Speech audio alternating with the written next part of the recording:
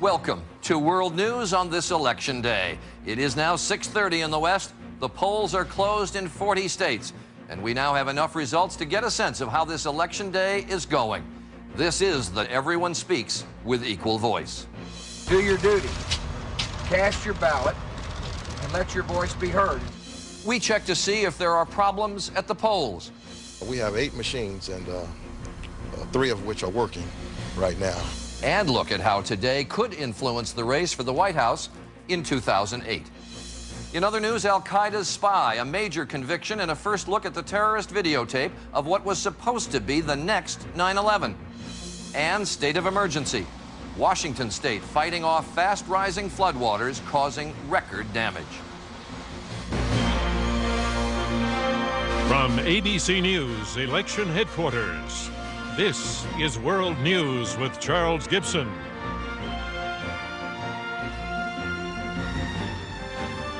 Exciting it will be indeed tonight as we find out who will control 1/3 of the United States government, the 1/3, the Congress, the House, the Senate. It is all up for grabs. And I'm joined by George Stephanopoulos, our senior Washington correspondent, and a cast of people all across the country. But we want to start right out by giving you results as we know them right now. I mentioned a moment ago that so far the Democrats have gained 2 seats in the Senate, so let's look at what we know so far about the key Senate races where polls have closed.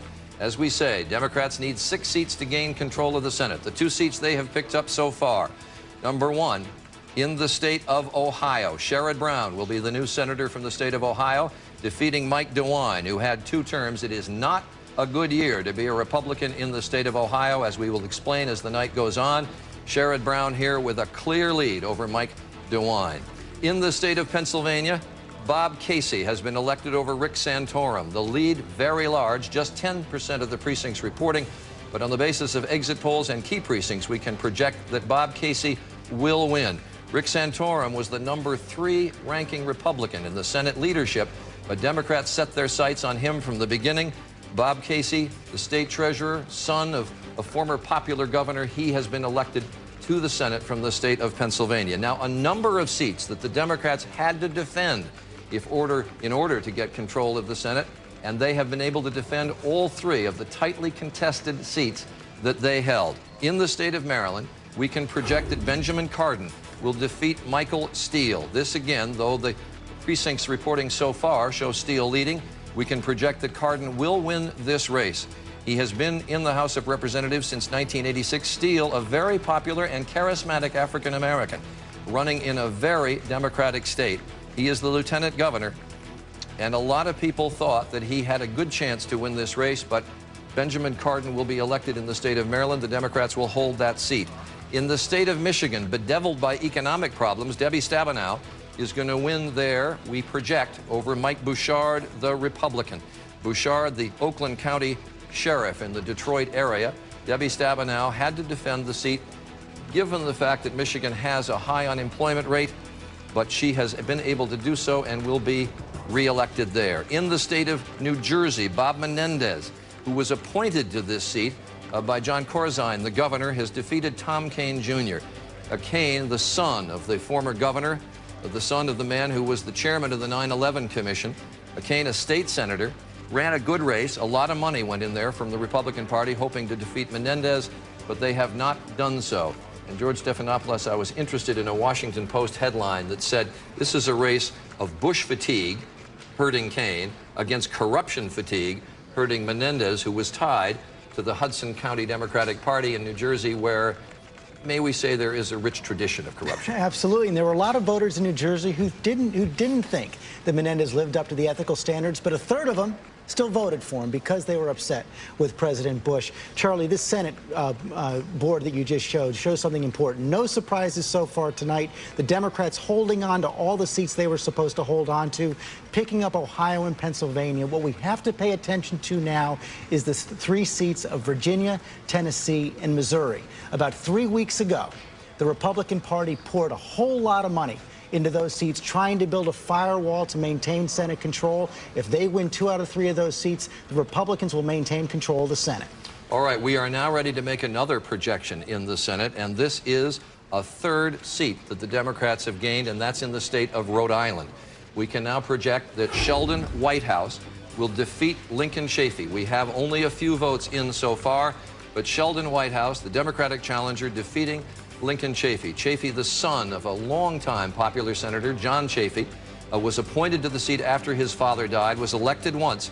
He has been a very independent Republican. He voted against George Bush in 2004. He did not vote for the war in Iraq. But Sheldon Whitehouse nonetheless tied him to the Bush-Iraq policy. This is a blue state. This is a state that voted for John Kerry. There were just too many Democrats for Lincoln Chafee to overcome. Sheldon Whitehouse will be elected there, and I'm sort of amused that we will have a White House in the Senate. Good point.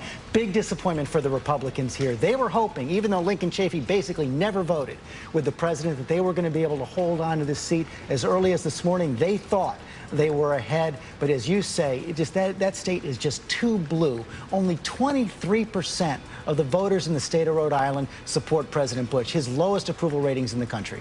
But this is interesting. It gives now the Democrats 3 pickups from the Republicans. They are essentially halfway there to the number of seats they need to gain control of the Senate. And just a couple of things. I'm always fascinated by Rhode Island politics. The father of Lincoln Chafee and the father of Sheldon Whitehouse roomed together when they were in college. And the kids from each of these two candidates go to school together. And this is the battle of a couple of aristocrats as well, Charlie. 2 very old Rhode Island families. Lincoln Chafee tried to run an independent race at the end, but the wave was just too big for him. A couple of other Senate races to mention before we move on, and then we'll give you a summary of where things stand in the Senate. But in the state of New York, Hillary Clinton has been elected over John Spencer. That has all the surprise of a Doris Day movie. Everybody expected Hillary Clinton to be elected there, and indeed she has. In the state of Connecticut, we can project that Joe Lieberman is going to be re-elected, but re-elected in a different guise here. As many people may remember, Joe Lieberman lost in the primary to Ned Lamont, the Democratic primary, early in August, 52-48 there.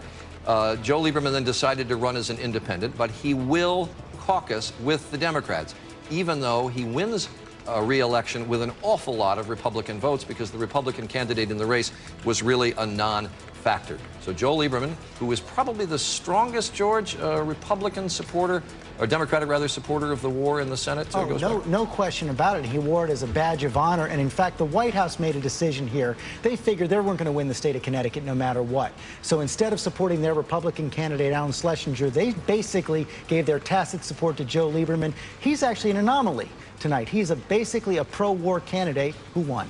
All right, some of the other Senate races that we're watching very closely, because there are 11 closely contested races, 8 of them being defended by Republicans, and one of the races we're watching closely is in the state of Virginia, where George Allen is trying to hold that seat. And you can see now with 81% of the precincts reporting. There's the number right down there, 81% of the precincts reporting. And you can see that George Allen, the incumbent, has a lead of 23,000 votes over Jim Webb. Democrats were very hopeful here, early in the evening, even calling us saying they thought that Jim Webb would win. But now it looks very problematical with 81% of the precincts reporting and George Allen leading. And this race is much closer than George Allen ever expected it to be. He's going to try to pull it out. He went into it hoping to jumpstart a presidential run, but his campaign was plagued by missteps. Everybody remembers the famous macaca comment, and a lot of Virginia voters say that signaled that he was insensitive to racial minorities, but he is in this fight.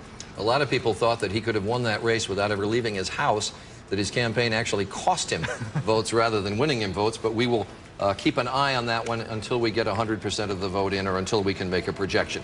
And in the state of Tennessee, where this race might have been historic if Harold Ford is able to win, because we have not projected a winner here yet, but you can see with 31% of the precincts reporting here, Bob Corker has a lead of 28,000 votes over Harold Ford, who is attempting to become the first African-American to be elected to the Senate from the South since the days of Reconstruction.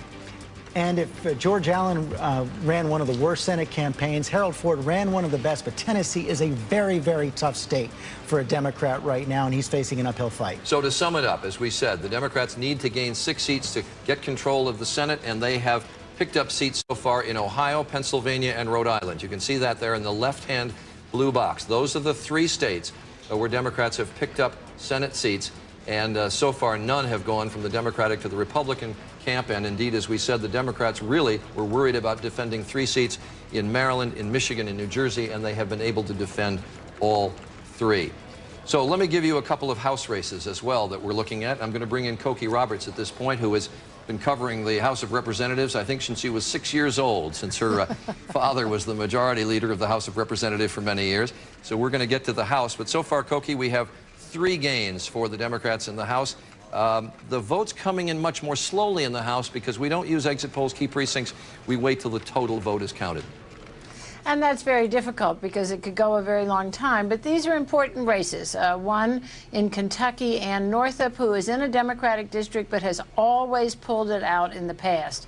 And she had a very tough time. She had a personal tragedy. A child died this summer, and her campaign didn't get off to the same kind of speed that it normally does. But the Republicans expected her to win and thought that if she didn't win, that it was a harbinger of a bad night for them, and she has not won. Right, and we'll get to that. We'll get to that race, Cokie, in just a minute. I want to mention our election coverage is going to continue right now and throughout the evening. But for some of you watching in the Western time zone, stay tuned for more world news. All right, and still ahead on this broadcast, the chilling new Al-Qaeda tape. The terrorist casing U.S. targets for attacks after 9/11, planning carnage on a colossal scale. Record flooding in the Northwest, so many people stranded, and more misery is on the way. And an early warning, here come the presidential candidates. They're already running. Why do they have to start the 2008 race so soon?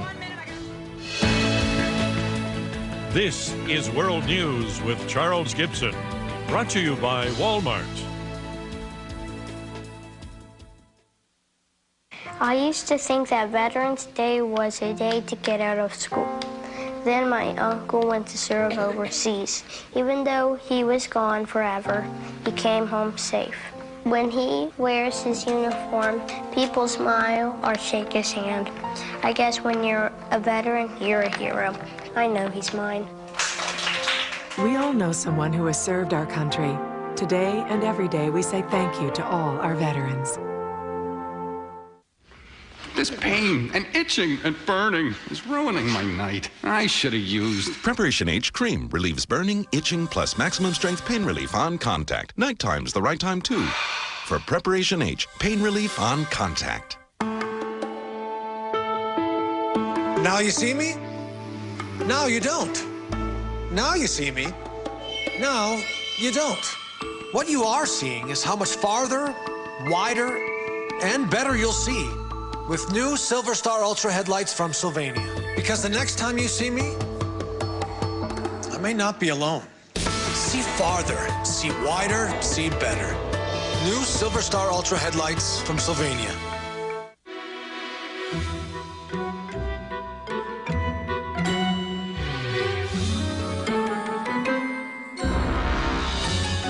Ask your doctor about controlled-release formula Ambien CR. Then call today for a 7-day free trial offer. It's the only sleep aid with 2 layers to help treat both types of sleep problems. One dissolves quickly to help you fall asleep fast. The other dissolves slowly to help you stay asleep.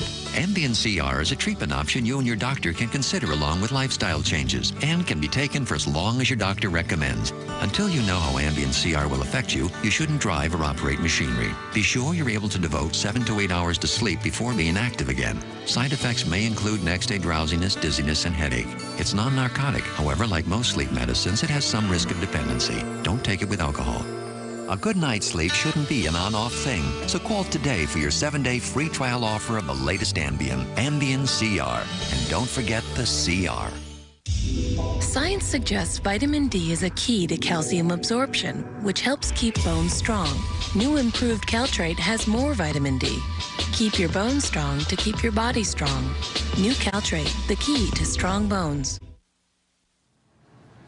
For the first time since the fall of Baghdad, the government of Iraq is charging Iraqi police with torture. The Interior Ministry has charged 57 of its employees, including a police general, with torturing hundreds of detainees at a Baghdad prison. Also today, the U.S. military announced an American soldier has been killed by a roadside bomb in Baghdad. That brings the death toll for the first week of November to 19. In a London courtroom today, chilling evidence of al-Qaeda plans to attack U.S. targets was made public for the first time at the sentencing of one of the conspirators. High-profile American targets were in the crosshairs, part of what was supposed to be a second wave of post-9/11 terror designed to inflict mass casualties. Here's our chief investigative correspondent, Brian Ross. The surveillance tape centering on New York's Wall Street area was made by an al-Qaeda operative posing as a tourist from London 5 months before the 9/11 attacks. He focuses on entrances to the New York Stock Exchange, identifying security cameras and guards. At a nearby home for the elderly, the camera zooms in on a Star of David. At one point, the camera is put on its side, apparently simulating what would happen if a plane flew into the World Trade Center towers, complete with sound effects. The man authorities say made the tape and was planning the attacks is a 34-year-old British citizen of Indian descent, Dhiran Bairat, sentenced today in London to a minimum of 40 years in prison. The case is that he could easily have caused hundreds, if not thousands, of deaths. That is the way it was put to the court and has been accepted by the judge. Security on Wall Street has vastly improved since the tape was made, but still, it was upsetting to some who watched it outside the stock exchange today. It makes me feel nervous. I'm actually nervous. I don't feel comfortable with it at all. Bairat also prepared elaborate blueprints for attacks on other possible targets, including the headquarters of Citicorp in New York City, which he thought he might be able to bring down using gasoline tanker trucks. Quote, recommendation, hijacking petrol oil tankers and steering in. Of another Citicorp skyscraper, a glass tower, he noted the devastating effects of a bomb. Quote, each piece of glass becomes a potential flying piece of cutthroat shrapnel. Bairat also concluded he could avoid scrutiny by using stretched limousines, preferably black, not white, and filling them with explosives or gas cylinders, all part of, quote, a synchronized, concurrent, back-to-back execution on the same day and time. Authorities found other surveillance reports on financial locations in Newark, New Jersey and Washington, D.C. But in the end, Bairat apparently decided security was too tight in the U.S., and his plan when he was arrested by Scotland Yard was to attack subways and buildings in London, Charlie. Our chief investigative correspondent, Brian Ross. Thank you. Up next, the record flooding, causing chaos in the Northwest, and the forecast making a lot of people worried. Here's some great health news from Smart Balance. New delicious Smart Balance Omega Foods. Omega Plus buttery spread with natural plant sterols and omega-3 from the sea. Smart Balance peanut butter with 1,000 milligrams of omega-3s per serving. Omega Plus light mayonnaise and omega cooking oil. They give you more omega-3s with no hydrogenation and no trans fat naturally. Smart Balance Omega Foods. So important, and you're gonna love them. Someone you love may be a numismatist. It's true, millions collect coins. It's the rush they get collecting something worthwhile. But they need your help. Give them genuine coins from the United States Mint. Polished, radiant, irresistible. Your gift will make a difference for generations to come. Visit usmint.gov. United States Mint. Genuinely worthwhile. When mucus causes chest congestion and coughing, it can be a late night. Here's mucus. We'll be up all night. And now, a word from Mucinex DM. Mucinex DM! Mucinex DM breaks up mucus and quiets coughing. Uh-oh. We're off the air! And Mucinex DM lasts for 12 hours. I need a new gig. Mucinex in, mucus out. Maud, cows are out. I found him.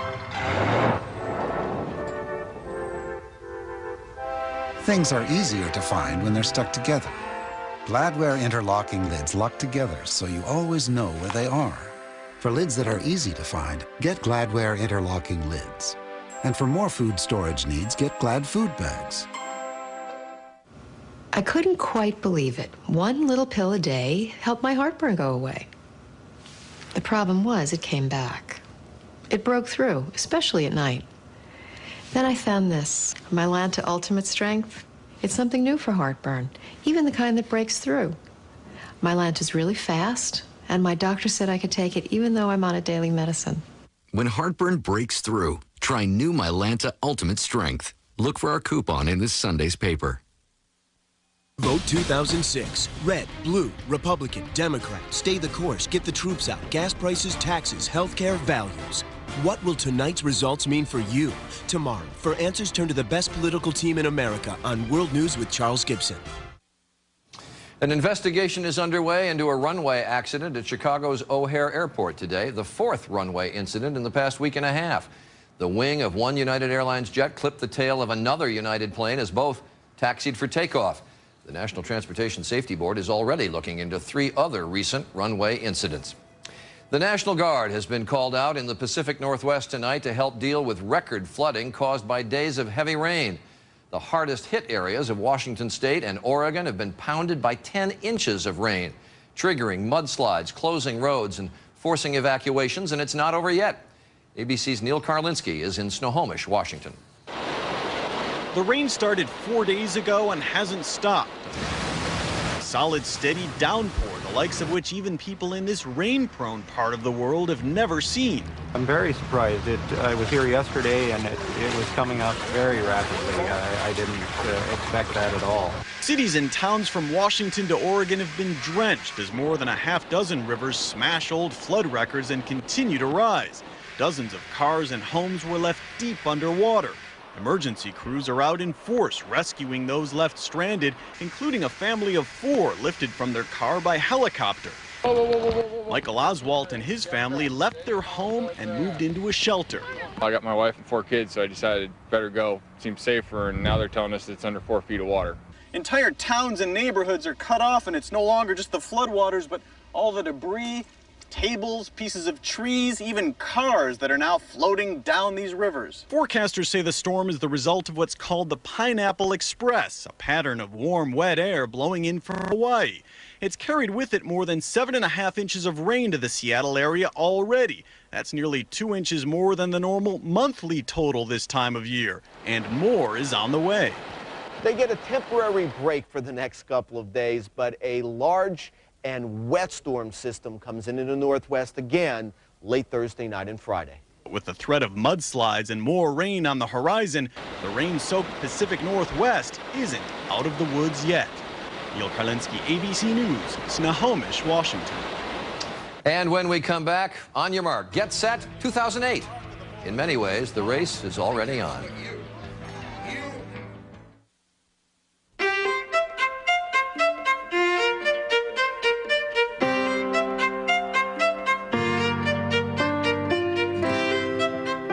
If you have a history of smoking and breathing problems, it could be COPD, which includes chronic bronchitis and emphysema.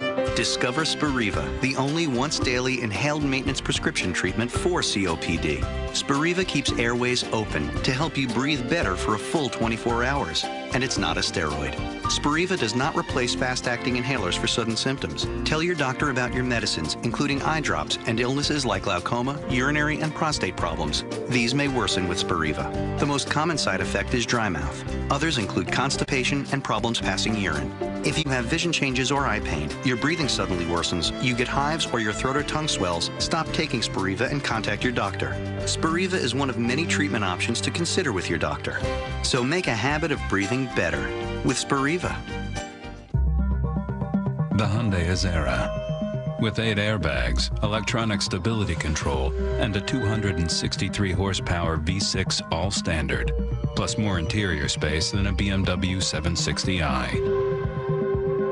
It may be the most car for the money ever. It's no wonder the Hyundai Azera was ranked most appealing large car by J.D. Power and Associates.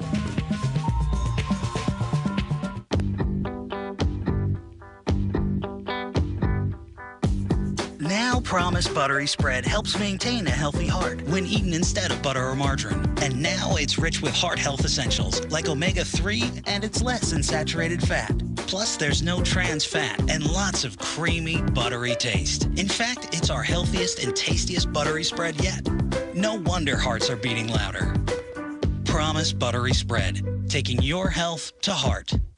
Last May, Walgreens helped me choose the Medicare prescription plan that best covers my medication. So I told Sue about it. I went to Walgreens with my prescriptions, and they gave me a free report that made it easy to choose a plan. We can help you, too. Whether you want to switch plans or you're turning 65, we'll even give you $50 in coupons. Walgreens accepts all major plans, and we're here for all your Medicare needs. That's why millions of seniors have turned to Walgreens with their Medicare questions. Wednesday. I need to get the hell off to silent. The best episode of the year arrives. The fall finale. Close your eyes. No! An all-new Lost. Wednesday at 9/8 Central. Only on ABC. Finally, the voters will have the last word tonight, but the campaigning will not end. After all the attack ads, political spin, and candidates relentlessly on message, you'd like to think America will get time out from politics. Not a chance. For the 2008 presidential race is getting underway already. Here's ABC's Kate Snow. Good luck today. Thank you. Early this morning at the train station in Chappaqua, New York, Senator Hillary Clinton was thanking commuters for their support. Hi. Good morning. Support in 2006 and possibly in 2008. Even her closest advisors say they don't know if Senator Clinton will run for president. I can't make a decision now. I have made no decision. But the signs are there, the $15 million war chest, the staffers, the constant travel. The race for president unofficially is on and has been for months. American politics today, the reality is that the campaign for the next presidential cycle begins the day after one is elected. There are a dozen Democrats who may run. The day after the election, Democrats are going on a shopping spree. They're looking for a candidate who can take advantage of the new political environment for Democrats. Thank you very much. Potentially 12 Republican candidates could run as well. And maybe even one independent billionaire, most of whom have been crisscrossing the country for months, testing the waters. Just look at Republican frontrunner Senator John McCain's flight plan for the past month, 21 states in 30 days. Nice to see you. Democrat John Edwards, who was on the losing ticket last time around, and Republican Governor of Massachusetts Mitt Romney topped the list for the number of visits to Iowa, home of the first presidential caucus. How are you? And then there are the wild cards. Former Vice President Al Gore keeps saying he can't imagine running, but he's not shutting the door completely. I don't believe that there's a politician alive that doesn't actually have an interest in being president. Former New York Mayor Rudy Giuliani draws huge crowds. So does Illinois Senator Barack Obama, who's taken on rock star status. Those around Obama say he'd have no trouble quickly raising money, but the lesser-known potential candidates will need to act quickly to lock in donors. Strategists on both sides expect a flood of announcements around the new year, the official start to campaign 2008. Kate Snow, ABC News, New York. That is world news for this election day. Our special midterm coverage begins in just a moment. I'm Charlie Gibson. For all of us at ABC News, stay with us.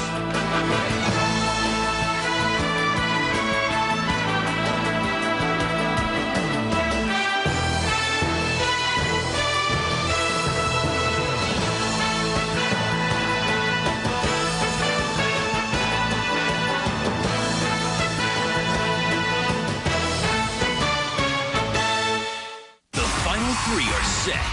Tonight, they go big. Super Mario's at it again. Or go home. Your vote decides who's heading to the grand finale. Dancing with the Stars. Live tonight, 8/7 Central only. Fill your home with special delights. Ross is all you need to decorate. Trim your house, take it to new heights. Ross is all you need to decorate. Light the candles, hang the stockings. Save up on when you shop at Ross. Make your home a home that invites. Ross is all you need to decorate. We've got a guy who claims he's captured a Mercurian. Finally, living, breathing proof that Mercury insurance rates are so low because it's run by aliens from the planet Mercury. There you go. That's an armadillo.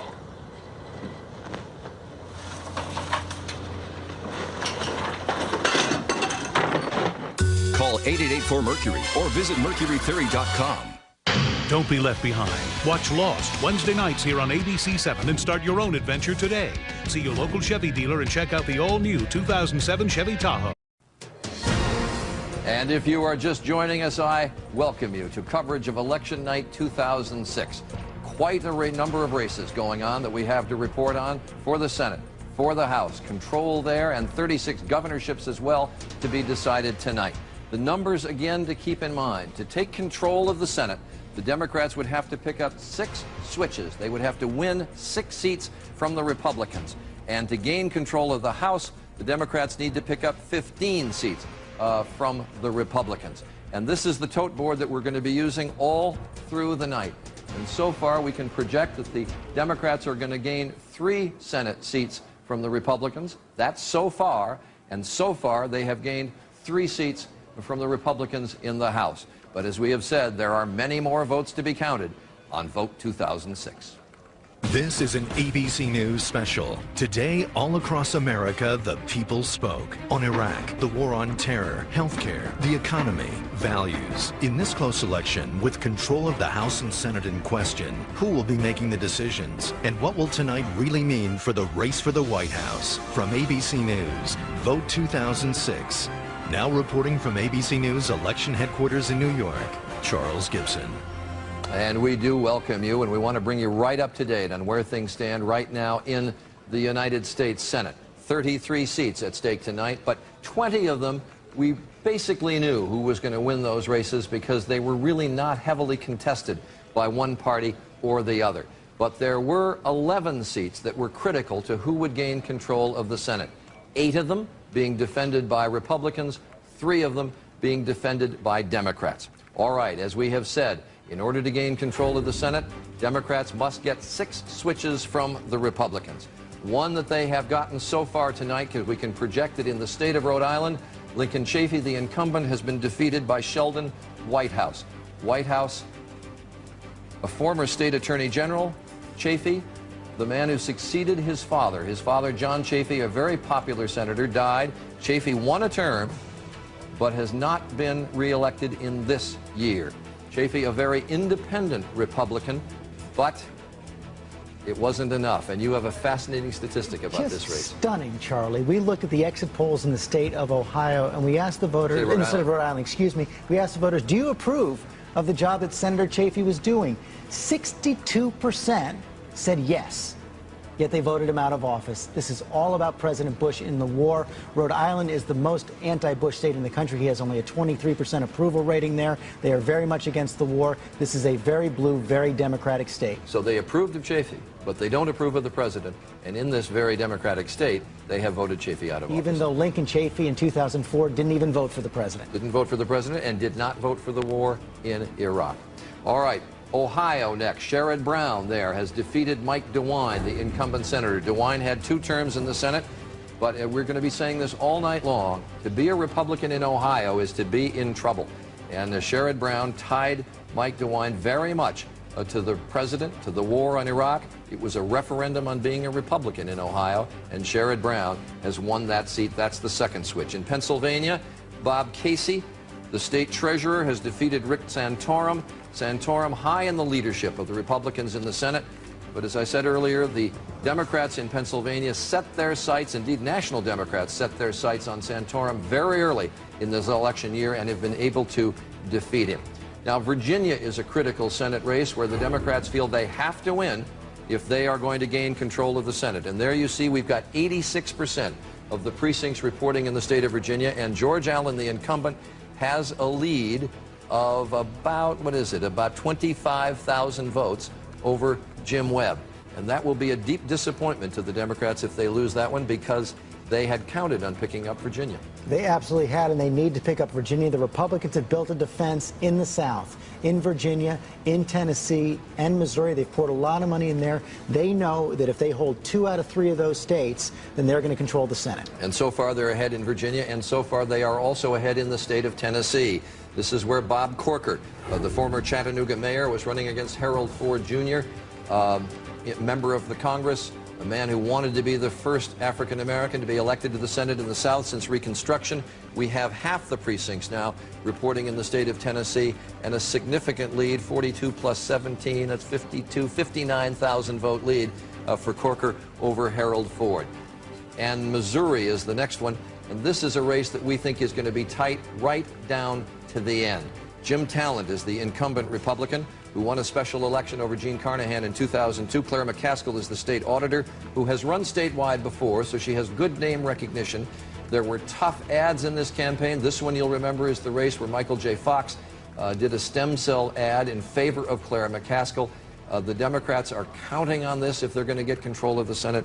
Right now, McCaskill trailing Talent, but it is very early in that race, which gives us the switch seat board of +3 so far for the Democratic Party, but things not looking good in Tennessee, not looking good in Virginia, and so the chances of the Democrats gaining control of the Senate?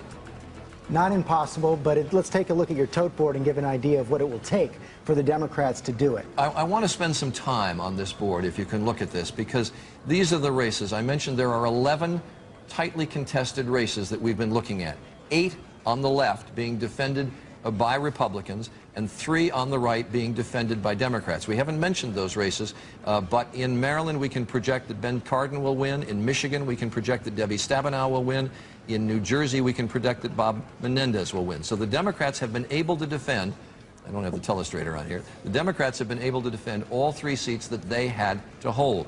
To get control of the Senate, they have to win 6 of these 8 seats. So far they have won in Ohio, Pennsylvania, and Rhode Island, but if Tennessee does go to the Republicans, and this is just a possibility I'm putting on here, this is not definite, and if they're able to control Virginia, they would then have to win Arizona, where they don't have much of a chance, Missouri, where they're trailing now, and Montana, where their chances are problematical as well. Very, very tough, because Arizona is really a long shot for the Democrats. They poured $1 million in there in the last weekend and the last Thursday, but they always knew this was a long shot against John Kyle, a popular incumbent senator in that state.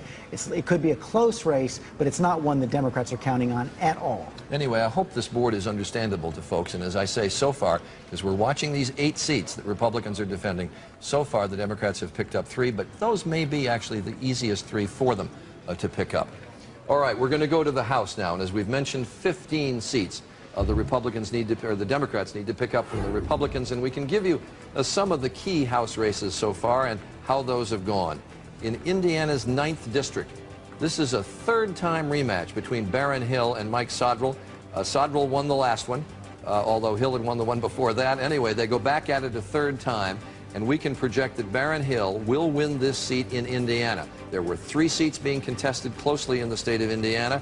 We'll give you the others, but this means that the Democrats have picked up all 3 seats that were at stake in the state of Indiana. And this is a bitter pill for the Republicans, Charlie, because that was the one race right there they were hoping to hold on to in Indiana. Indiana, a very tough state for Republicans this year, in part because of local issues. The Republican governor, Mitch Daniels, imposed daylight savings time across the state. That wasn't very popular. Number 2, he privatized his toll road. I know this sounds like a small deal, but it was a big deal. It made a lot of people upset. It helped cost 3 Republicans their seats. And a lot of Republicans actually said, don't put too much stake in Indiana. Even if we lose a bunch of races there, it may be because of local issues, not so much of the war in Iraq. But go back to that map you showed just a short while ago. Those 5 states across the middle of the country, Indiana, Ohio, Pennsylvania, Connecticut, and New York. We said if the Democrats pick up 3 seats in each state, it's going to be a blowout. They've started it in Indiana. They have indeed and done all 3 of those races in Indiana. I want to show you just a board on the 2nd district in Indiana. This is around South Bend, where Joe Donnelly has defeated the incumbent Chris Ciccolo. Donnelly, a businessman there. Ciccolo tried to say he's an out-of-touch millionaire. Well, he's now going to have a job in the House of Representatives. Donnelly will win that district in the northern part of Indiana. And then in the 8th district of Indiana, we can project that Brad Ellsworth is going to defeat John Hostetler. Hostetler had 6 terms in the House of Representatives, always ran a very family-based campaign. His own family was very much involved. But this is always a dicey district in southern Indiana, and Ellsworth, who is the county sheriff in Vandenberg County, has won there. Absolutely, and he's a very tough, different kind of Democrat as well. He has not promised to vote for Nancy Pelosi as Speaker of the House. John Hostetler, as you said, I think his sister runs his campaigns. He always rejects help from the National Republican Party. Not sure it would have made much difference this time, but he got blown out. 3 contested districts in Indiana, 3 wins for the Democratic Party.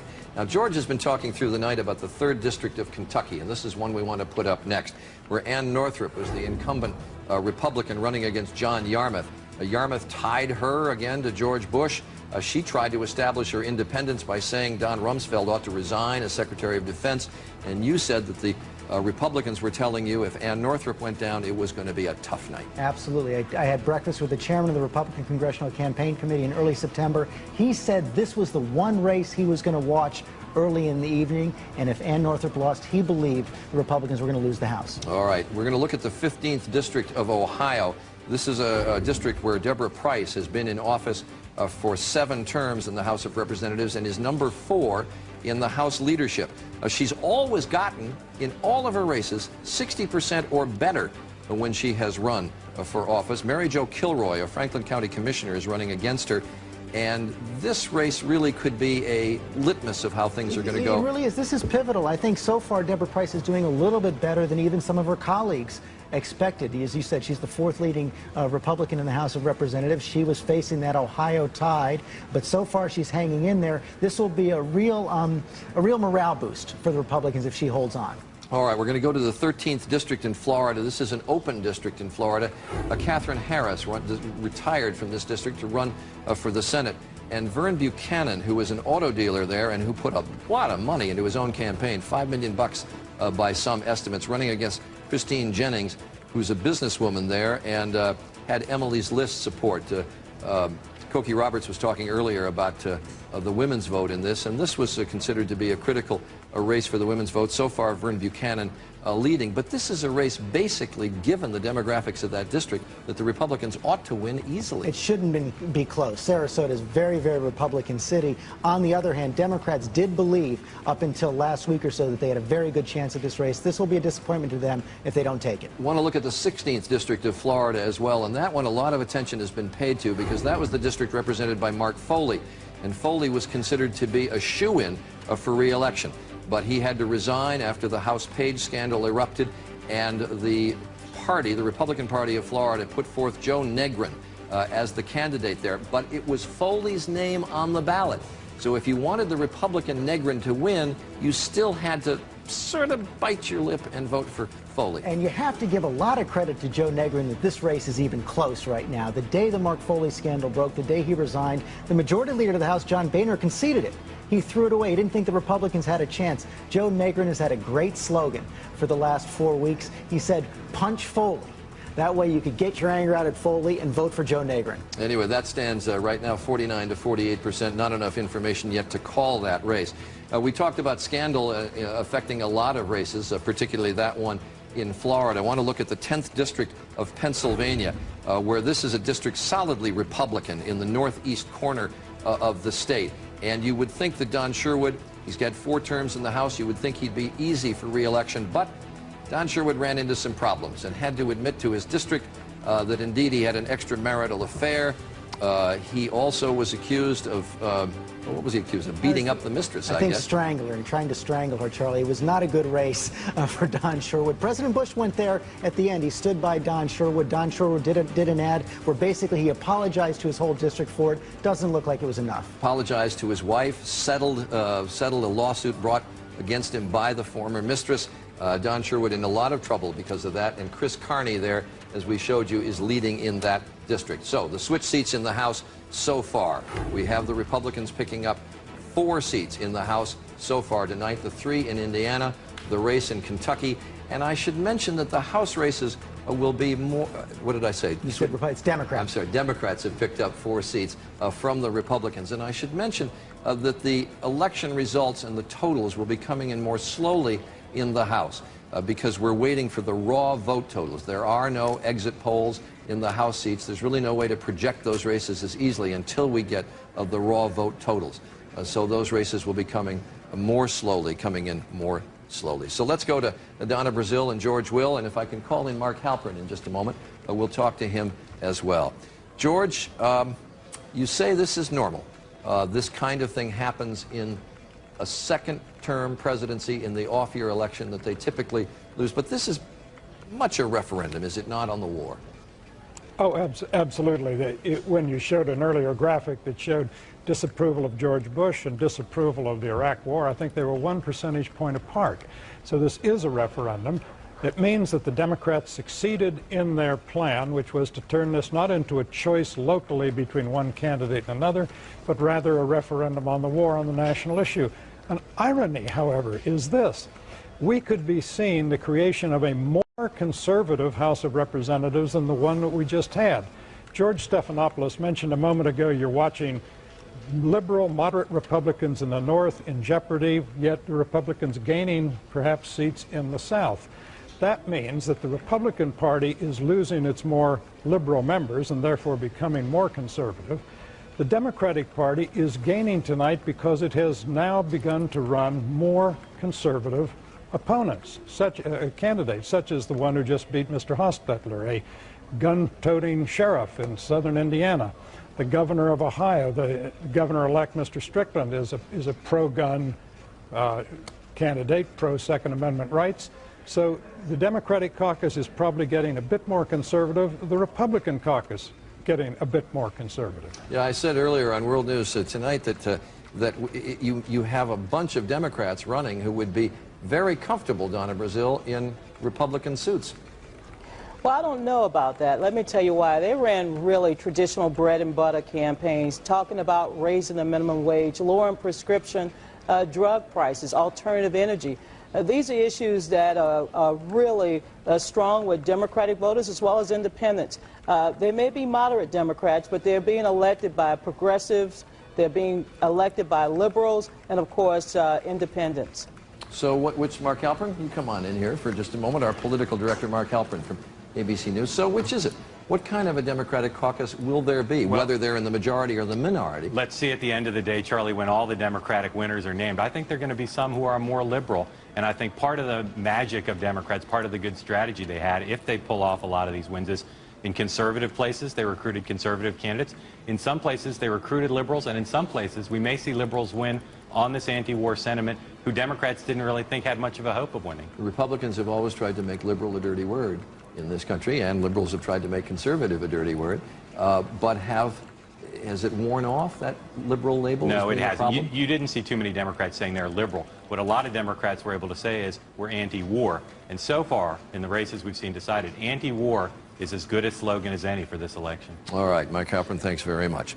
And we're going to take a break, come back. We'll go down when we come back to Terry Moran, who, as I mentioned, is at a rather jubilant Democratic headquarters in Washington. Nothing to be totally jubilant about yet, but they've waited a long time to celebrate something. So we'll go to Terry. Stay with us. ABC Vote 2006. A combination of paper ballots, levers, and punch cards. Election night in America.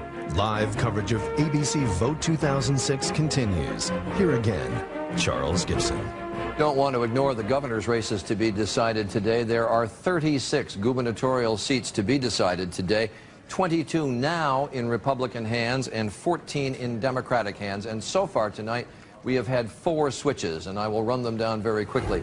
We've had a switch in the state of Ohio, where Democrat Ted Strickland has been elected. In Massachusetts, where Deval Patrick has been elected. In New York, George Pataki was the governor. The new governor will be a Democrat, Eliot Spitzer. And in Maryland, Martin O'Malley has defeated Ben Ehrlich, who is the incumbent governor in the state of Maryland. So that gives the Democrats a +4. There's one House race that I want to talk about in Connecticut. We're not yet ready to project this race in the 5th District of Connecticut between Nancy Johnson, who has served 12 terms in the House, and Chris Murphy. But the Democrats have been hoping to pick up 3 seats in the state of Connecticut, and Chris Murphy is leading, as you can see, with 15% of the precincts reporting. We're not ready to project the race, but we can report that Nancy Johnson has made a phone call to Chris Murphy and conceded the race. So we're not ready to call it yet, but she has. And so it would appear there in Connecticut, where the Democrats are hoping to pick up 3 seats, that they have picked up 1 so far. Now, just very quickly, I want to go to Terry Moran, who's down in Democratic headquarters in the city of Washington. I said, Terry, earlier, you can't put too much into the atmosphere at a headquarters, but the Democrats, I guess, are feeling pretty good. They sure are, Charlie. There's a lot of votes to be counted, but the Democrats in this room, who have so much pent-up frustration after so many defeats, they can feel it. they can feel it, they can taste it, they can smell it, and they're starting to drink it, in fact. These are people, some of whom have never worked on a winning campaign before.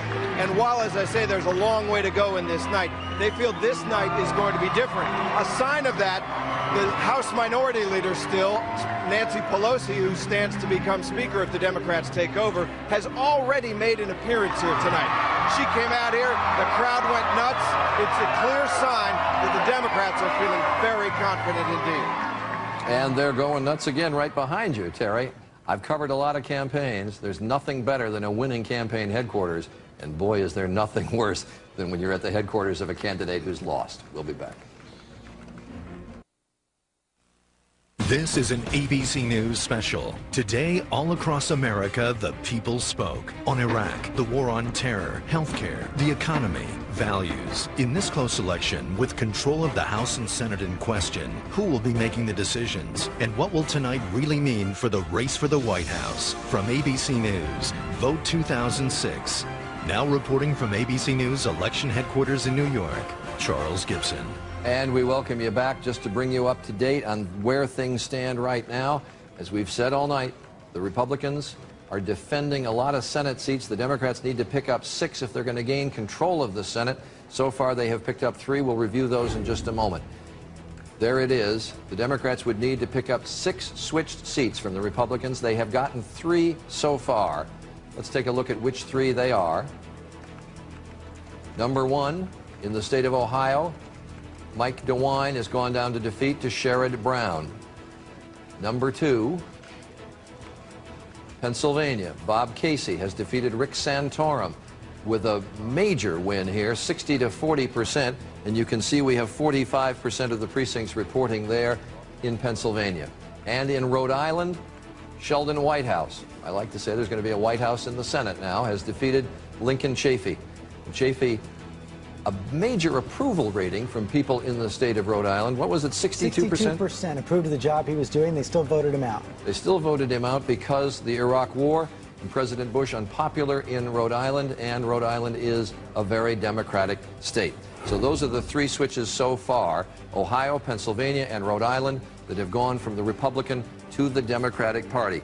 But in the race is still outstanding, and Democrats would have to win a number of them. Republicans are still doing rather well, as we've reviewed in some of the other Senate seats, and we'll get to those a little bit later. There are 3 House seats that we have projected since we last left you, and I want to bring you up to date on those. All of them switches from the Republican to the Democratic Party.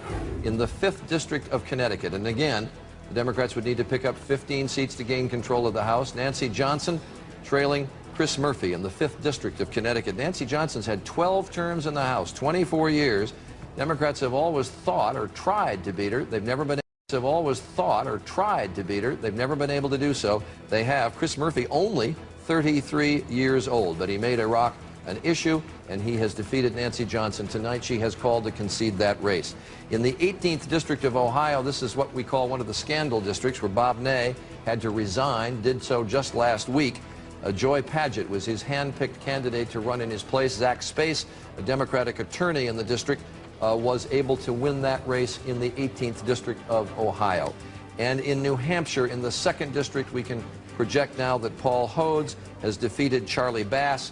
Charlie Bass, a 6-term member of the House. Again, Iraq, President Bush, the war, the issue there.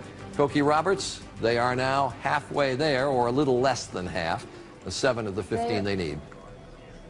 They are, but these are all districts, Charlie, with the exception of that Kentucky district, that we really expected them to win. And so they haven't picked off any high-growing fruit yet.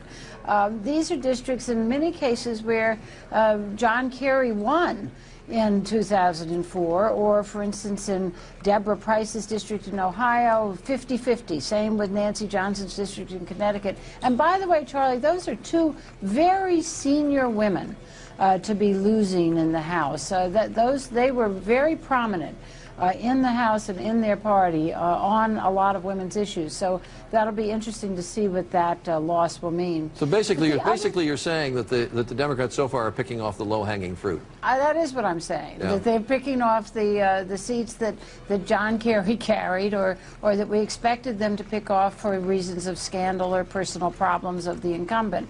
And so far, there really are not any big surprises here, with the possible exception of that Kentucky seat.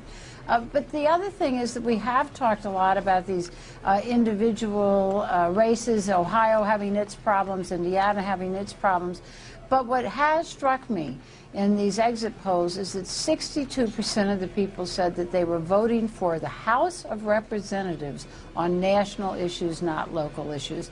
And that means the Democrats did succeed in turning this upside down from the old Tip O'Neill, all politics is local. Well, George Stephanopoulos, I remember a Republican official saying on Saturday, we've tried to make this local, local, local, and the Democrats have tried to make this national, national, national. And by 2-1, as Koki just said, the voters said it was national issues, not local issues, that they were decided on. And you know, this is a vindication of the Democratic strategy, a repudiation, really, of the Republican ones so far.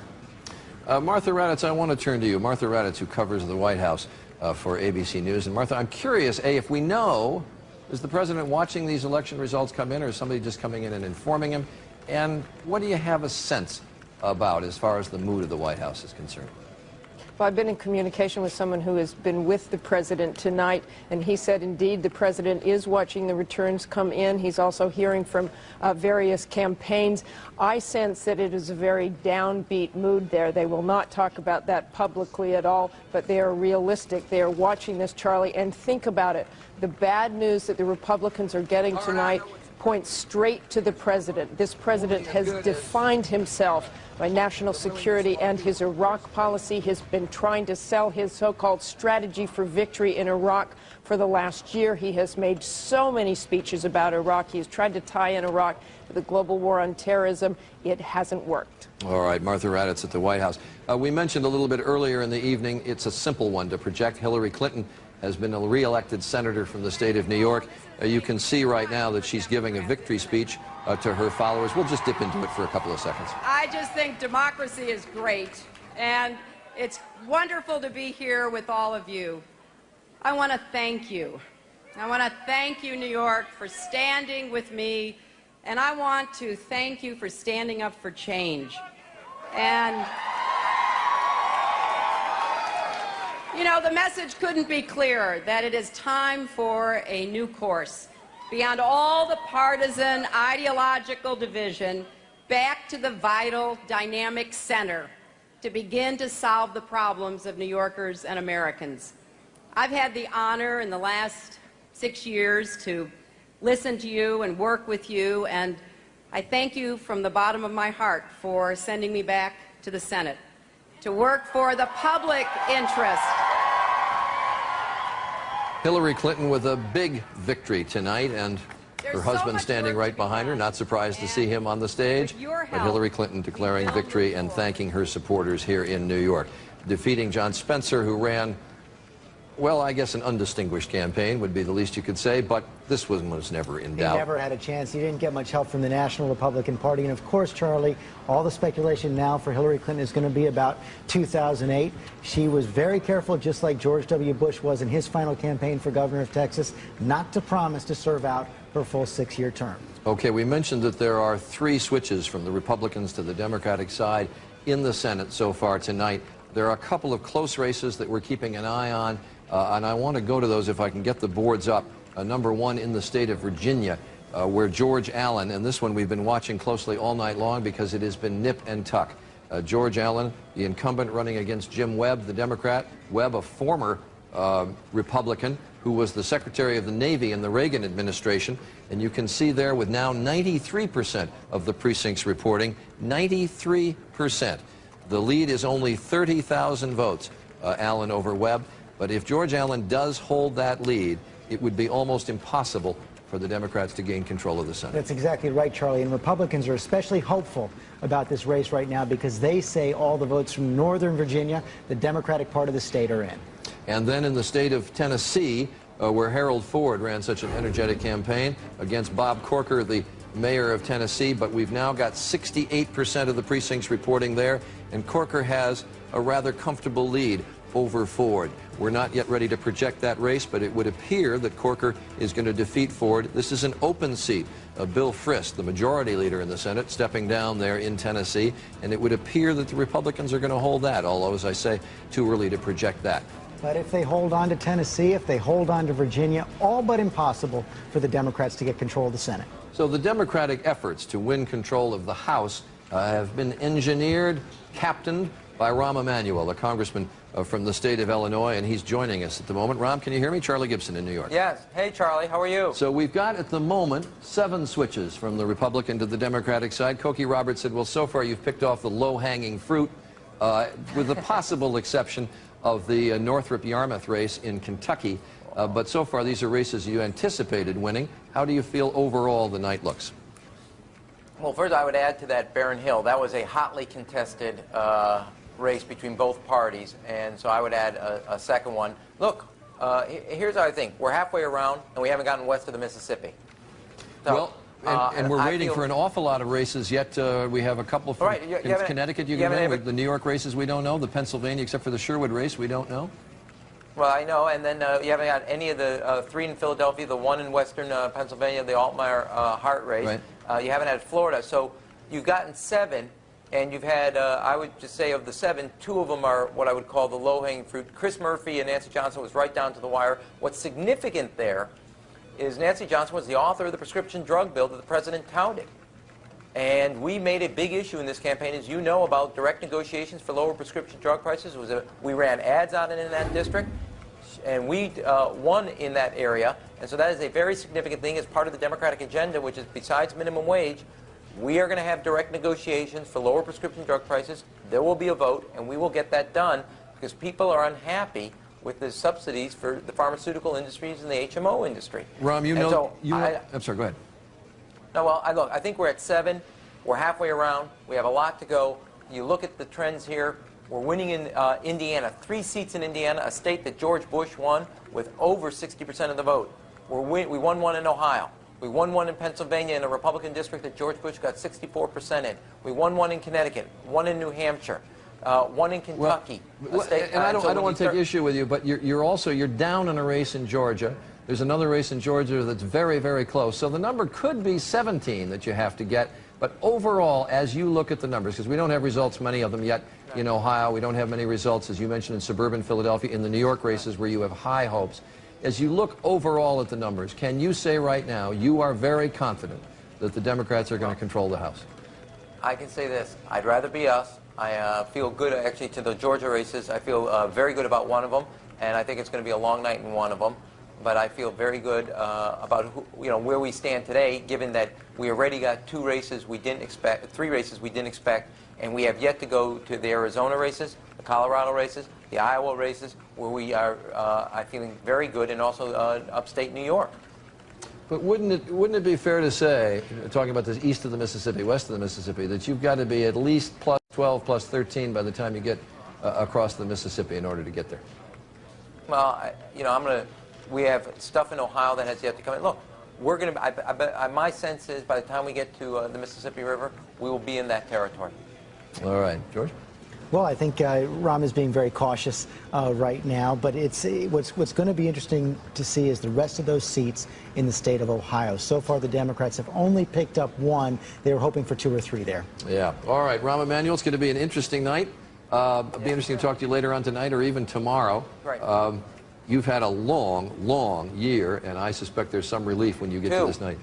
2 years, Charlie, right. Don't cut me short. 2 years. I know all 22 months. And you know these districts as well as anybody, having been chairman of the committee and trying to get to raise an awful lot of money, which you were able to do, and make so many races competitive. There are some great candidates out there who gave a lot, they and their families and their constituents, and put a lot of on these people, and they've given a lot. There has been a heartfelt effort, both on the Democratic and Republican side, in so many Senate and House seats. All right, Rahm, thanks very much. And our coverage of Vote 2006 will continue in a moment. Stay with us.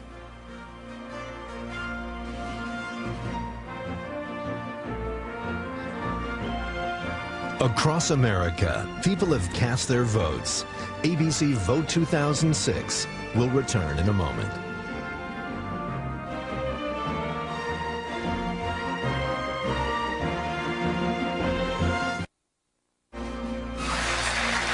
You know what? Tuesday is election day. You folks ready to vote? Yeah. Yep, it's all over, but the crooked vote counting now. John Kerry, he said something very silly about Iraq, which I think John Kerry is he's kind of about 2 years ahead of himself. He's already campaigning to lose the next presidential election. Dick Cheney said last night on Fox News that in the past few weeks, Republican candidates are picking up speed. They're picking up speed. Yeah, it tends to happen when you're going downhill real fast. You pick up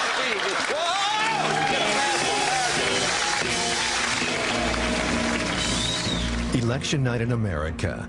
Live coverage of ABC Vote 2006 continues. Here again, Charles Gibson. The late night comedians who have had some fun with these elections for quite some time now, and they'll probably have some fun with the results after tonight as well. There, you see it on Sunday. We have been talking so much about switches, where seats are going from the Republicans to the Democrats, but there is good news to report for a lot of Republicans. Districts that the Democrats had been hoping to pick up, we should mention some of those. The 2nd District of Kentucky, this is another House race where the Democrats had hoped to make a gain. Ron Lewis is the incumbent. We can project that he will defeat Mike Weaver in the 2nd District of Kentucky. This is a heavily George Bush district, and it would have been a great surprise if the Democrats had been able to pick it up, but they had hopes. They put money into it. 82% of the precincts reporting, and Lewis has been reelected. In the 4th District of Kentucky, Jeff Davis, who was a freshman congressman, had just one term, a West Point grad, actually speaks Arabic, which I think is interesting.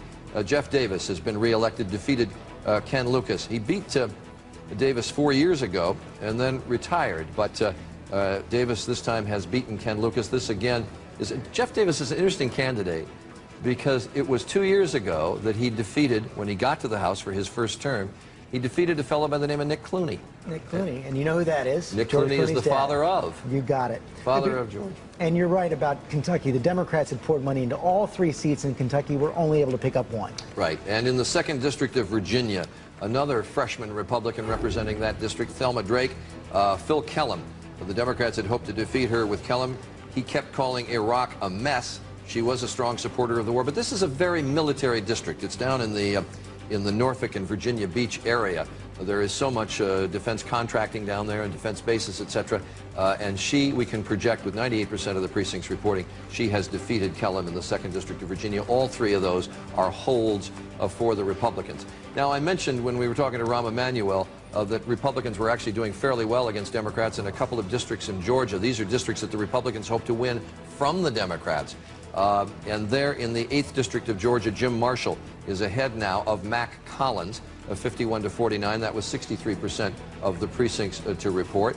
And then in the 12th District of Georgia, we have there John Barrow, and the Republicans really had hoped to beat him with Max Burns. The president went into Georgia 3 different times campaigning for the Republicans, and now Barrow has pulled ahead with 71% of the precincts This is their single best hope for a pickup in the country tonight. They're still holding out some hope, but if they lose that, it will be a disappointment. And we have one other switch, I'm told, to the Democratic Party to report. This is in the 22nd District of Florida. Clay Shaw, who has been in the Congress, well, I think since Grover Cleveland was president. He's been around a long time, a good member of the House. Clay Shaw's a highly respected member of the House, and Klein has beaten. This is a very, very important race, Charlie. Clay Shaw, as you say, a senior member of the House, a senior member of the Ways and Means Committee. His district was redrawn a couple of years ago to make it more Republican, so he'd be even safer. Democrats poured a lot of money into this one, but they weren't counting on it absolutely. This is a big, big pickup for them. Well, we just did project that race, which now takes the Democrats to +8. And Koki was talking about low-hanging fruit. Clay Shaw is not low-hanging fruit. That isn't. That's a competitive district, a Republican district, and one Republicans have wanted to keep. Democrats have targeted. You know, eventually we'll see the final number, but that is a big piece. It's in Florida, a battleground state, and as you said, it's a respected member, a well-funded member, someone who knew he would have a tough race, worked all year to save himself, wasn't able to do it. So that's 2 districts now that the Republicans have lost to the Democrats in the state of Florida, and we can now project that the Democrats have picked up 9 seats. There's a 9th seat that's come, or is that is Shaw the 9th seat? I'm sorry, just call it out to me. Pennsylvania 7. Pennsylvania 7 we can now call. Let's take, do we have the board on that race? Pennsylvania 7 we can now project as going from the Republicans to the Democrats. This is Curt Weldon, again, who has been around a number of terms, losing to Joe Sestak, a retired admiral who was in the Navy for 31 years. Weldon also got touched by scandal. It doesn't help when 3 weeks before the election you can have on television pictures of FBI agents carrying equipment out of your daughter's house. There were accusations that are still being investigated that Weldon has thrown influence to his daughter's lobbying firm. The FBI is investigating, and that gave Joe Sestak a big boost. And Joe Sestak was on the National Security Council for Bill Clinton, and Bill Clinton probably cared more about this race than any other race in the House. So did John Kerry. Curt Weldon hung in there right up until the end, into that 3 weeks. The minute the FBI investigation became public, the bottom dropped out of that campaign. So with Sestak's victory in Pennsylvania and with Klein's victory over Shaw in Florida, the Democrats have now picked up 9 of the 15 seats that they need to gain control of the House. Getting very, very close, Charlie, and it really does look like Pennsylvania is one of the key stories of the night. We don't have all the seats left. I mean, projected yet in Pennsylvania. Still a couple of seats hanging out there in Philadelphia. We haven't completely called the Sherwood seat there, but you're looking at a potential pickup for the Democrats there. 2 to 5 seats, a big win for them in the Senate, a big win for them in the governor's race by Ed Rendell. That has become a key state for the Democrats. And Republicans have a real hope to pick up a number of seats in New York. We don't have results there yet. And we're also looking for more seats. They are looking for more seats, perhaps in the state of Ohio. And you mentioned Pennsylvania as well. So our coverage of Vote 2006 will continue, and we hope you'll stick around. Our entire election team is going to be here all night. We'll be on when Nightline begins, and we have a special edition of Nightline, as a matter of fact, with election results. So we thank you for staying with us so far. Hope you'll continue to do so through the night. ABC Vote 2006 will continue in a moment. Good evening and welcome to our coverage of Election Night 2006. It is a fascinating night, maybe even historic. There were a number of things that we were focusing on tonight. 15 and 6 were the numbers. In the Senate, Democrats had to gain 6 seats from the Republicans, have 6 switches. So far, they have gotten 3. There are 4 outstanding Senate seats that we're going to be talking about as the evening goes on. To get control of the Senate, Democrats would have to win 3 of them, but we'll get to that a little later. In the House, the Democrats were going to have to win 15 seats from the Republicans to gain control. So far, they've got a plus 19. The Democrats have gained control of the House. They will be in control of that body of the Congress when the House convenes next January. So where we stand overall, I said, the Republicans have lost 3 seats to the Democrats in the Senate, 19 seats in the House. We're going to run it all down and tell you what races are outstanding as our Vote 2006 continues. This is an ABC News special. Today, all across America, the people spoke on Iraq, the war on terror, healthcare, the economy, values. And tonight, with so much on the line, we have the answers. Who controls the House and Senate? And what will tonight really mean for the race for the White House? From ABC News, this is Vote 2006. Now reporting from ABC News election headquarters in New York, Charles Gibson. Well, we do have the results, and who controls the House? That will be the Democrats. Who controls the Senate? That is very much at issue right now, and we're going to get to all of this. And we're going to start right away by giving you some of the results that we're getting that are just bringing you up to date. We showed you that the Democrats have already won 19 seats from the Republicans in the House. Let me give you just a few examples and show you also some seats that the Republicans have been able to hold. Arizona is a state where we've gotten some recent results. Harry Mitchell there in the 5th District of Arizona has defeated J.D. Hayworth. Hayworth was 6 terms in the House. Harry Mitchell, a longtime mayor of Tempe. Indeed, they built a statue to him in that city. He was such a successful mayor. But Hayworth is a tough competitor, but nonetheless has gone down to defeat in that district. In Arizona's 8th district, this is one that the Democrats were almost certain they would pick up, with Gabrielle Giffords defeating Randy Graff, who is the founder of the Minutemen. A lot of people thought the Democrats won this race the moment Graff won the Republican primary, because he is a highly controversial and, in many respects, with his hard line on immigration, alienated some of the Republican voters. In the Arizona 1st District, there the Republicans were able to hold that district. Rick Renzi, one of the fascinating things about Renzi, he has 12 kids, and all of them have names that begin in the letter R. Once you get past Ralph and Renee, where is there? But anyway, Arizona 1st District is held by Rick Renzi. In Kansas 2nd District, and this is a surprise, this is a solidly Republican district. And Jim Ryan, everybody remembers, was a high school 4-minute miler. Ryan has had 5 terms in the House. George Bush carried this district with 59% in the 2004 election. Nancy Boyda had run against him and lost badly 2 years ago. Defeats him tonight. Nancy Boyda, the new congressman from Kansas 2nd District. Charlie, this is one of those scandal seats. Jim Ryan, after the Mark Foley scandal broke, said he didn't really know Mark Foley, even though Mark Foley lived on his street. The very next day, they found out that he was one of the hosts for a $1,000 plate fundraiser, never recovered. George Stephanopoulos, our chief Washington correspondent, is joining us and will be with me for the next hour and a half as we report results. In the Florida 13th District, this is a district where Katherine Harris, the infamous to Democrats, famous to Republicans, Secretary of State during the 2000 election, when George Bush eked out that 537-vote margin to win Florida in the presidency. Katherine Harris left the district to run for the Senate. She was defeated badly there in Florida from the Senate race. And Vern Buchanan, an auto dealer, is Tao 1,000 votes ahead. We project him as the winner. Oh, well, he's 100% of the precincts reporting. He has eked out a victory there over Christine Jennings. That race really shouldn't have been close. Buchanan poured an enormous amount of money, $5 million of his own money into that race, and wins narrowly. We may be seeing a recount there. He's only about 360 votes up. This is a very close race, and that's something to remember. Even though we're projecting the Democrats are going to win the House, we may not know their final numbers for days or even longer as a lot of these close races come in. In Florida's 22nd District, Clay Shaw has been 13 terms in the House of Representatives, considered a good member of the House. He goes down to defeat tonight to Ron Klein, who is a state senator, well-funded there. It hit him over and over again on the issue of Iraq, and we cannot emphasize how many races Iraq was the central issue.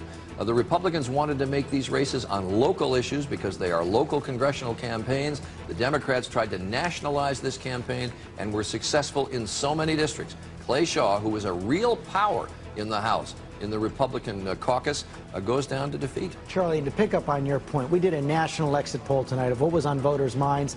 This election tonight, very clearly, a protest vote against the Iraq War, a protest vote against President Bush. Look at these numbers.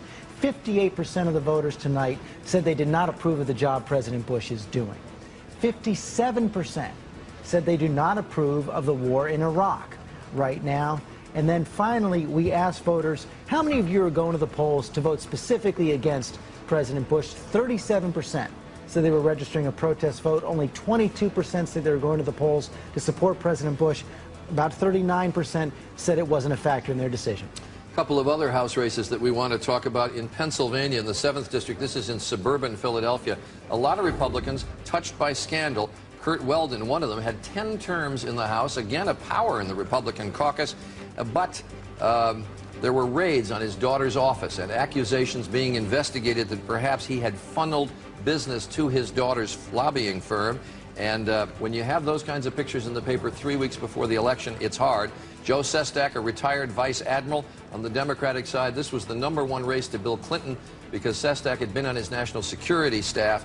Sestak wins there over Weldon in suburban Philadelphia. In the 10th District of Pennsylvania, another so-called scandal district, Don Sherwood had to take ads to apologize to the district for having had an affair and perhaps beaten up his mistress. He settled a lawsuit that she brought against him for $500,000. When he went on television and made those kinds of apologies, it put Chris Carney, his opponent, in an awfully good position, and Carney has defeated Sherwood in Pennsylvania's 10th District.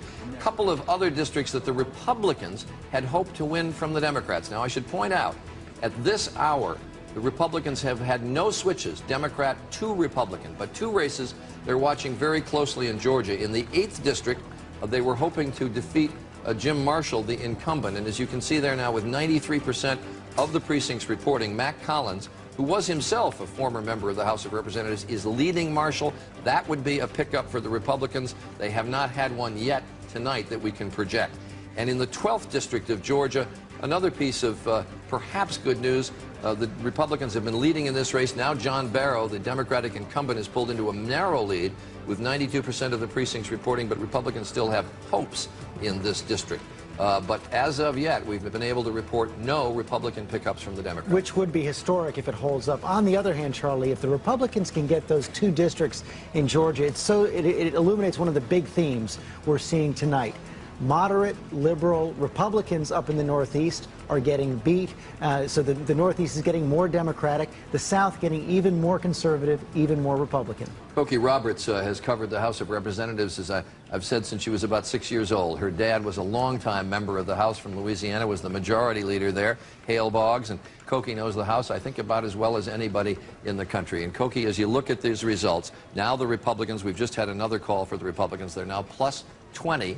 At the moment, losing no seats, although that one seat in Georgia they're trailing. But this is quite a night for the Democrats as far as the House is concerned.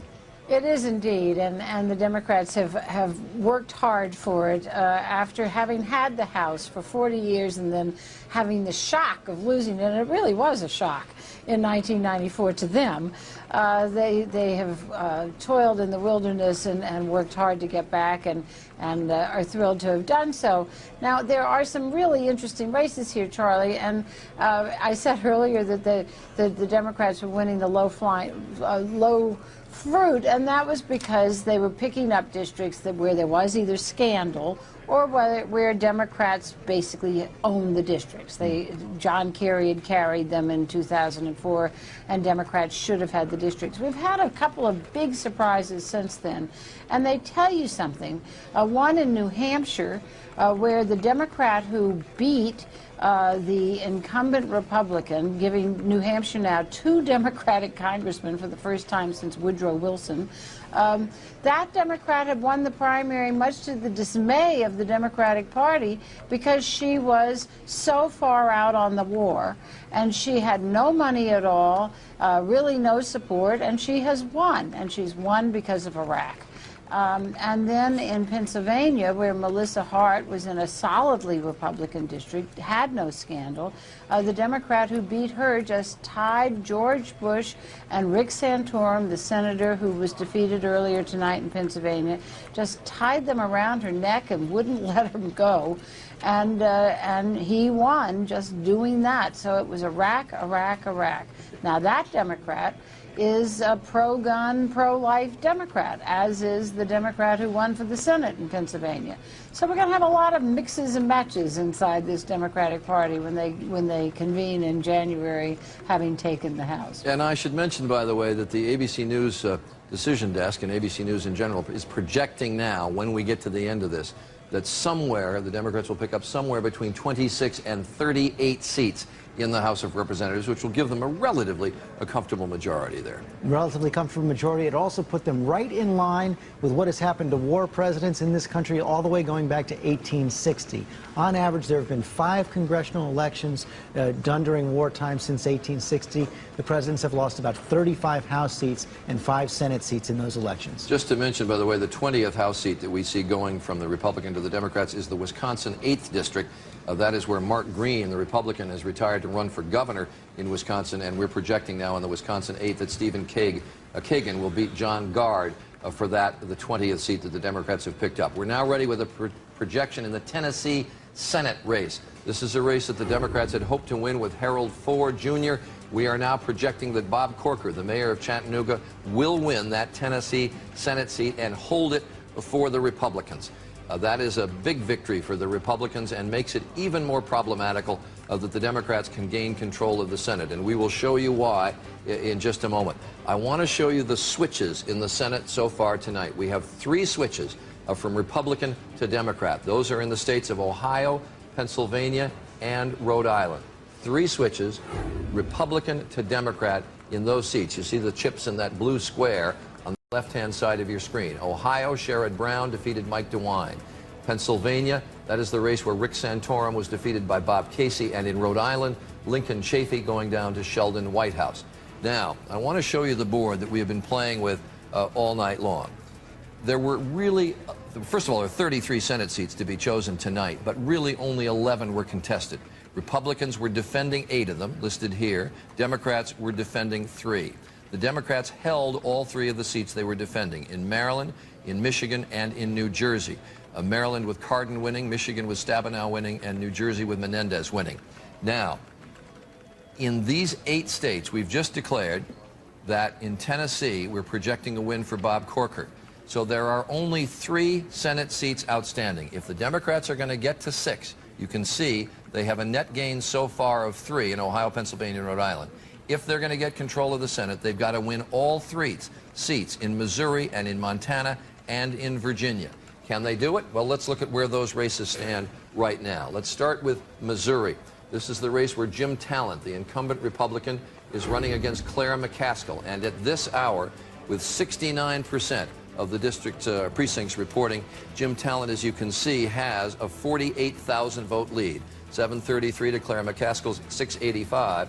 It would appear, if that lead holds, that Jim Talent will hold that seat for the Republicans and make it impossible for the Democrats to gain control of the Senate. But Democrats are still holding out hope here. They say that the big vote hasn't yet come in from Kansas City and St. Louis, where they expect McCaskill to do quite well. On the other hand, something that seems to be working against McCaskill, that initiative in the state of Missouri that was supposed to expand stem cell research, put that into the Missouri Constitution, looks like it's going down. To defeat. That's the district, by the way, where Michael J. Fox made that ad supporting Claire McCaskill. And at the moment, Talent is leading, but as George points out, there is vote to come from Kansas City and St. Louis, a traditional Democratic vote. In the state of Montana, that is the state where Conrad Burns is the incumbent with 3 terms in the Senate, running against John Tester. We have 31% of the districts there, or the precincts, reporting, and Tester has a 14,000 vote lead. It would appear if that vote holds, and Burns has been an underdog in that race throughout, if that leads hold, Tester will carry that seat for the Democrats. And then the one that is just tight as a tick, and we've been following all night long. This is the Virginia Senate race between George Allen, the incumbent, and Jim Webb, the former Republican Navy Secretary who switched to the Democratic Party. 99% of the precincts reporting, and as you can look how close this is. I mean, this is what makes politics so fascinating. Jim Webb has 1,143,000 votes. George Allen has 1,141,000 votes. Our decision desk has said there's no way we're going to call that one tonight. We're going to get down to absentee ballots there in Virginia. We're invariably, certainly going to get to a recount in the state of Virginia. That's exactly right. And meanwhile, in Montana, the voting machines have broken down, so they're counting by hand. So this is going to be a very long night, a very long day tomorrow. This Senate race, though, in Virginia, George Allen went into this race thinking he was going to be running for president in 2008 after getting propelled by a big win here. He had a lot of missteps, the famous macaca comment. It should have never been close, but Jim Webb has given him the toughest race of his life. Yeah, a lot of people thought that if George Allen had never gone out of his house and campaigned, if he had just stayed home, he would have won this race, that his campaign actually cost him votes. And it definitely did. On the other hand, you also have to remember the state of Virginia is changing. It's not part of the hard, deep South anymore. Northern Virginia, very diverse, moving much more towards the Democrats. It's really shifting. All right. A lot of people have been worried about voting machines and whether they were going to be working properly in this election. Jake Tapper has been covering that. We're going to talk about just how easily and how efficiently the vote has been counted this year when we go to Jake after a commercial, and we're also going to run down where the governors stand at this hour. So stay with us. Our coverage of Vote 2006 continues.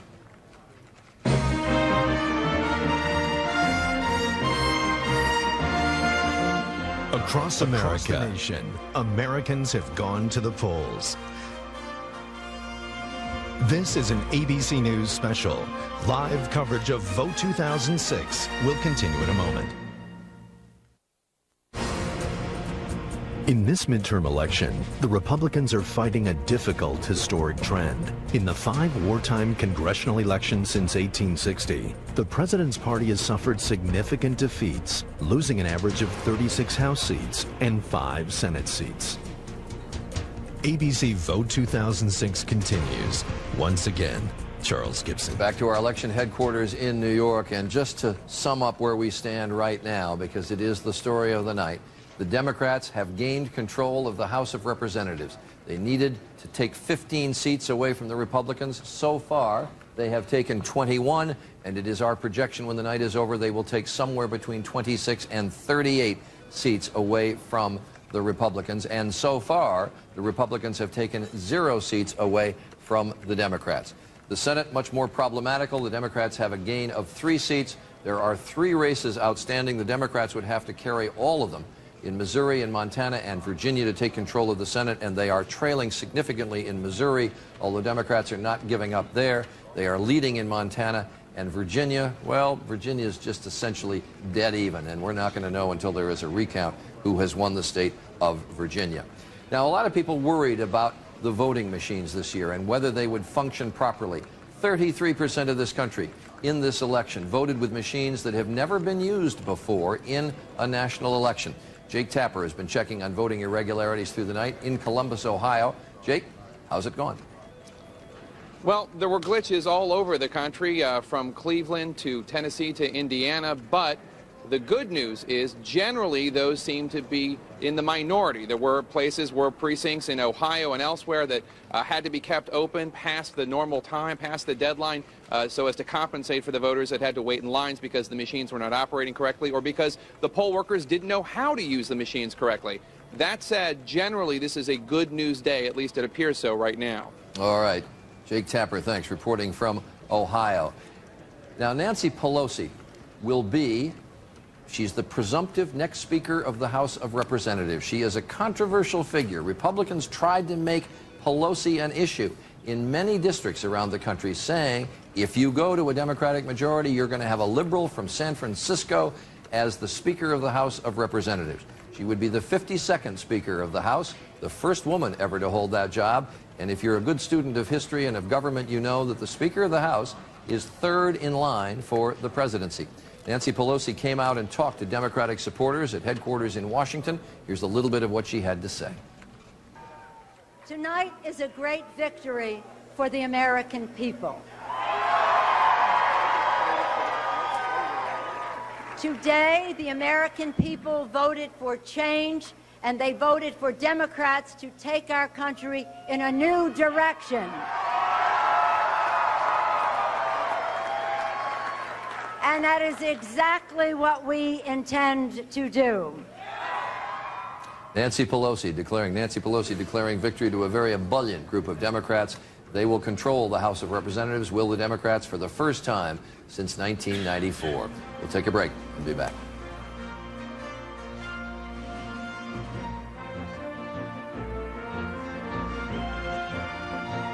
Live coverage of the vote across America will continue live from ABC News election headquarters in New York in just a moment.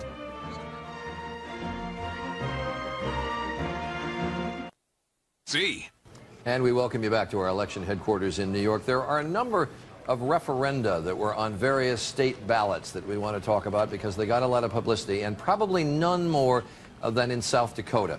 As you may know, the legislature in South Dakota passed a very, very broad ban on abortion. Actually did so hoping that this would go to the Supreme Court and they could get a definitive ruling on the issue of abortion. But then on the state ballot in South Dakota was a measure to reinstate that broad ban on abortion, and it has gone down. It's been defeated, so that broad ban will not be instituted in the state of South Dakota. And a lot of people in the pro-life movement think it was a miscalculation to try to push this very, very restrictive ban, which didn't even include exceptions for rape or incest. For the voters of South Dakota, that was just too much to bear. Yes, it actually was interesting that people on both sides of the abortion issue were actually arguing against it. And if there's any surprise, and I don't mean to try to read the voters of South Dakota, it actually sort of surprises me that it got 45%. Well, you know, that's the hardline pro-life vote in America right there. Right. Gay marriage bans were on the ballot in 8 states. We don't have enough information on 3 of them, but a gay marriage ban has passed in the state of Idaho, in South Carolina, in Tennessee, and in Virginia, and in Wisconsin. We still don't know the results. They're not definitive yet in South Dakota, Colorado, or Arizona, but in 5 states, a gay marriage ban has passed. And then there were minimum wage increases on the ballots in 6 states. It's interesting. The federal government has been stymied on this issue. A lot of Democrats pushing it to get a federal increase in the minimum wage, but many states are doing it on their own. It was on the ballot in 6 states, as you saw, in Ohio, Missouri, Arizona, Montana, and Nevada. It passed. and still we don't have enough information yet in Colorado. And what Democrats saw here was the Republican strategy, conservative strategy on gay marriage. They saw these initiatives being used in states to get their way and to turn out the vote. They said, let's do the same thing with our most popular issue, the minimum wage. They seem to be passing. It is also one of the top agenda items for the presumptive speaker to be Nancy Pelosi. Yes, there was some thought in the state of Missouri that it might turn out a vote for Clara McCaskill, the Democrat running for the Senate there. She is still trailing, although that race is still too close to call. And you pointed out there was an expansion of stem cell research on the Missouri ballot, and that has been defeated. Amazing. You know, what the opponents of embryonic stem cell research were able to do with that initiative is say that it was also allowing human cloning, and it would lead to women selling their eggs, and that argument proved persuasive. And that was a race where Michael J. Fox went in with a very effective ad in favor of Clara McCaskill, also obviously arguing implicitly for the stem cell research expansion in Missouri, and it didn't pass. It did not pass. Unclear yet what effect it had on this actual Senate race. So far, it likely drove up turnout on both sides. All right. So we're going to get to the governor's races when we continue, because there are 36 governors up today, and there are a number of switches, all of them from the Republican to the Democratic side. And we will run those down, as well as give you what happened in the California governor's race when we continue. Stay with us.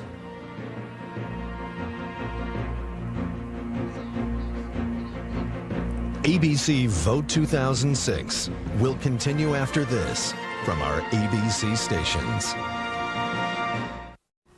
And good morning to you. It is a new day in America. The people have spoken. A seismic shift in the House of Representatives of the United States as the Democrats take control. But it is another story in the Senate where two races are still up for grabs for control of the Senate, still hanging in the balance. The votes are still being tallied in Montana, where they have been counting throughout the night. And in Virginia, too close to call.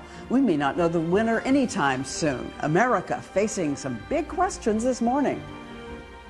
It is a morning full of drama. We bring you the latest on the woman poised to be the first female Speaker of the House in history. Today, the American people voted for change, and they voted for Democrats to take our country in a new direction.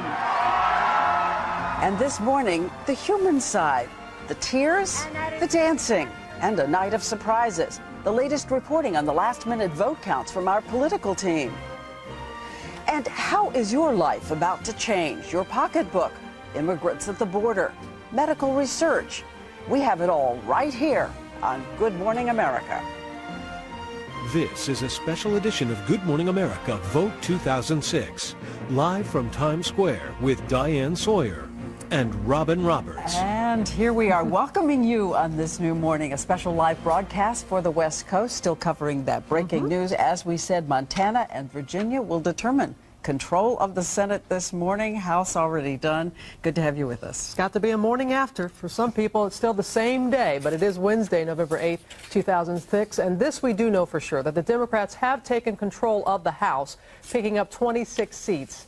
In the Senate, they picked up 4 seats so far, as we've been saying, just too shy of taking control there. And, of course, the state out west, Montana, about to make a lot of difference. Less than 2,000 votes separating the candidates there as they're recounting. And we'll head there in just a second. And in Virginia, the race also close there. Just over 7,000 votes separate Republican George Allen and the Democrat there, James Webb. Out of more than 2 million votes cast, the Democrat is in the lead. It could send them into a recount that would not start until after Thanksgiving, November 28th. So America could be in suspense until like mid-December. Whatever those uncertainties, there were some real certainties about the message being sent during the voting yesterday. 57% of the voters said they disapprove of President Bush's job performance. 56% came out saying they disapprove of the war in Iraq. Married women turned out to play a key role, and we'll tell you what that is. But right now, as we said, the story is out west in Montana. A very close race, tighter than a new pair of shoes, as one candidate said. And it could be weeks before counts and recounts are settled across the country, especially in Virginia. We'll get to that in a moment. But in Montana, one election official is having a really bad morning because he is the one who forgot to set the counting machine properly. So they've been up all night counting by hand. Let's check in right now with ABC's John Donvan in Yellowstone County, Montana. John? Well, I know you're talking again about Dwayne Winslow, who has become everybody's favorite election official over the last 24 hours because he stepped right up and said that the reason that the voting was delayed here in Yellowstone County significantly by about 6 hours while everyone in the nation was waiting was because he pushed the wrong button. But he stood up and said it was my fault. The serious side of this is that at this point, as you've said repeatedly, Montana does not have a winner. We came into this with the race neck and neck. It remains amazingly close. The state has more or less finished counting most of its ballots in most places, but we're now at the point where the provisional ballots and the damaged ballots have to be counted, and they number, to the best that we can determine, at least in the several hundred and possibly more. So it's for that reason that Conrad Burns, the incumbent, who, by most accounts, according to Associated Press, is trailing slightly, very, very slightly, has not conceded and is not expected to concede. Whether he's going to ask for a recount, we don't know, but it would not be a surprise because at this point, again, with the numbers being where they are and with the numbers being at this point as incomplete as they are, we just don't really know who's the winner in Montana yet. Robin, Diane? All right, John, thank you very much. And you have to give credit for the guy who stood up and said, you know what? Oops, I made a mistake, and moving forward. That's the situation in Montana. As we were saying, Virginia is the other half of the equation that could decide who controls the Senate. So let's go to ABC senior national correspondent Claire Shipman, who is in Arlington, Virginia. Good morning, Claire. Good morning, Robin. I'll tell you, this race has been a bitter nail-biter all along, and now it looks as though the end of this drama may not come until mid-December. Here's where things stand right now. The Democratic challenger, Jim Webb, is leading the Republican Senator George Allen by just over 7,000 votes. And in the early hours of the morning, George Allen was urging caution as Jim Webb was claiming victory. An interesting election, and the election continues. But also, we'd like to say that the votes are in and we won.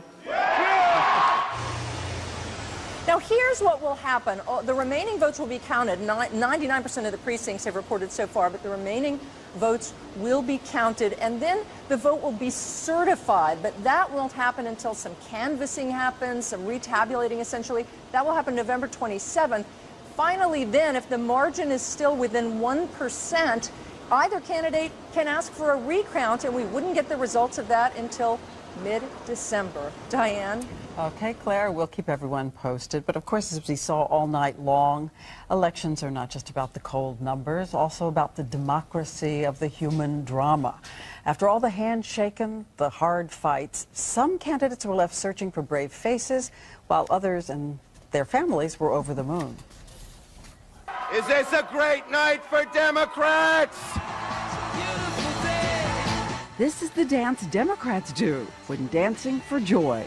It has been a long time since our party really had something to celebrate. Thank you, thank you, thank you. Out on the West Coast, California Governor Republican Arnold Schwarzenegger celebrating his way under a barrage of balloons.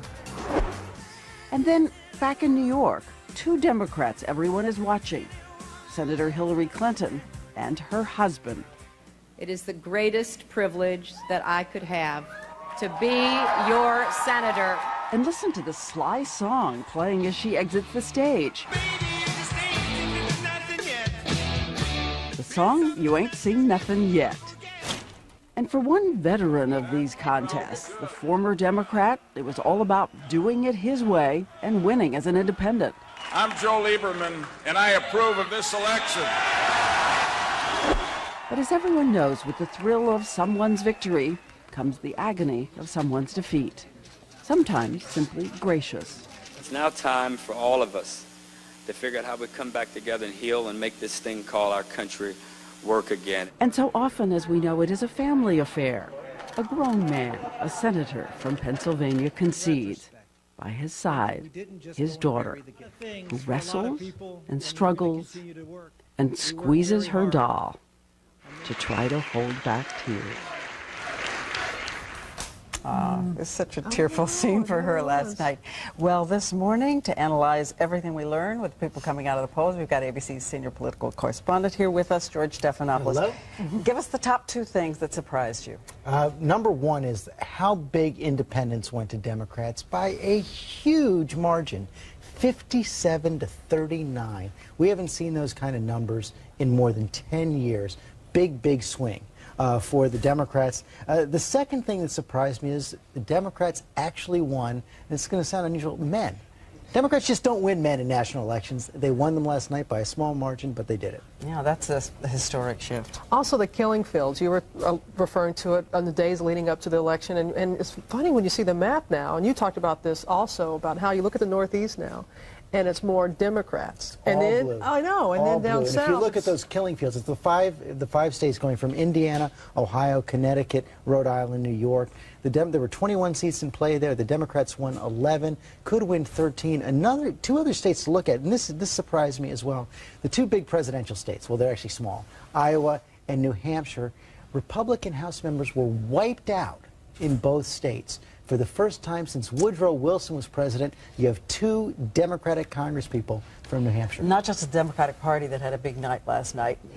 Probably the best record so far, Michael J. Fox. Big night for Michael J. Fox. Right now, he's racked up 4 wins. He campaigned in Missouri, Maryland, New Jersey, Ohio Senate races. All 4 won. If Jim Webb comes in Virginia, Michael J. Fox was 5 for 5 on stem cell research. The other thing that surprised me looking through the exit polling was that the Democrats gained so much ground on the issue of terrorism and trust to handle terrorism.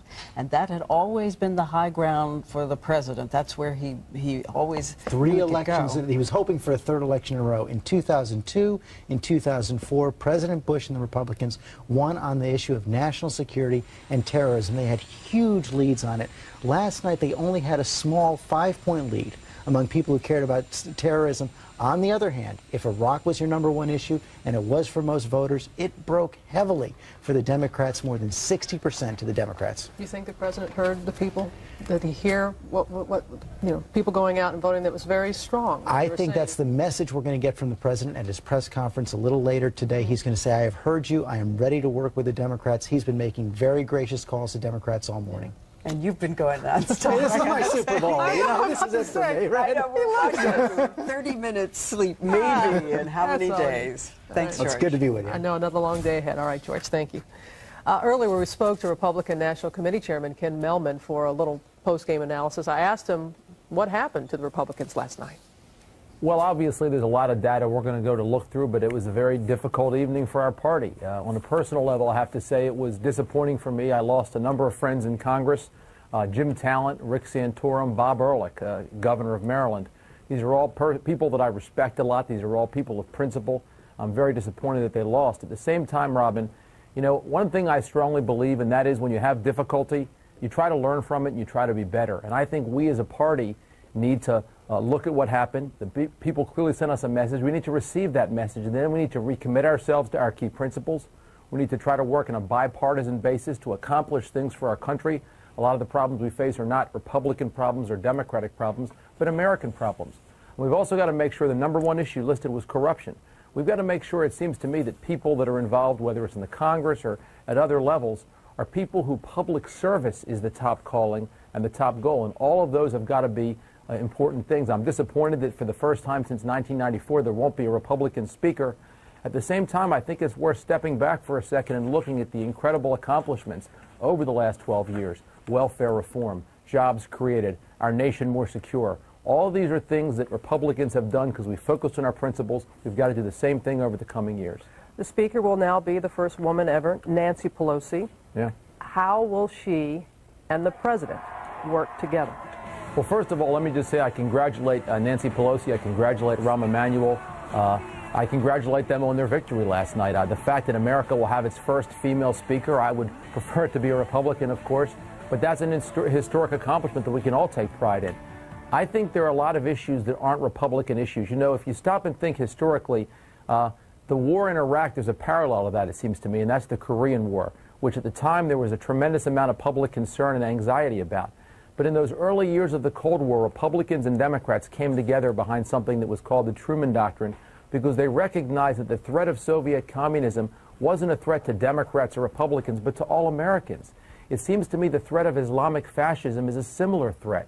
And we need to come together as a nation and across partisan lines recognizing that what the enemy threatens is all of our freedoms and all of our security, and we can work together to make that happen. There are other areas too. Immigration reform is one, health care is one, and there are others as well. Well, Ken Melman, thank you very much. I know you saw the president last night. You had dinner with him. I did.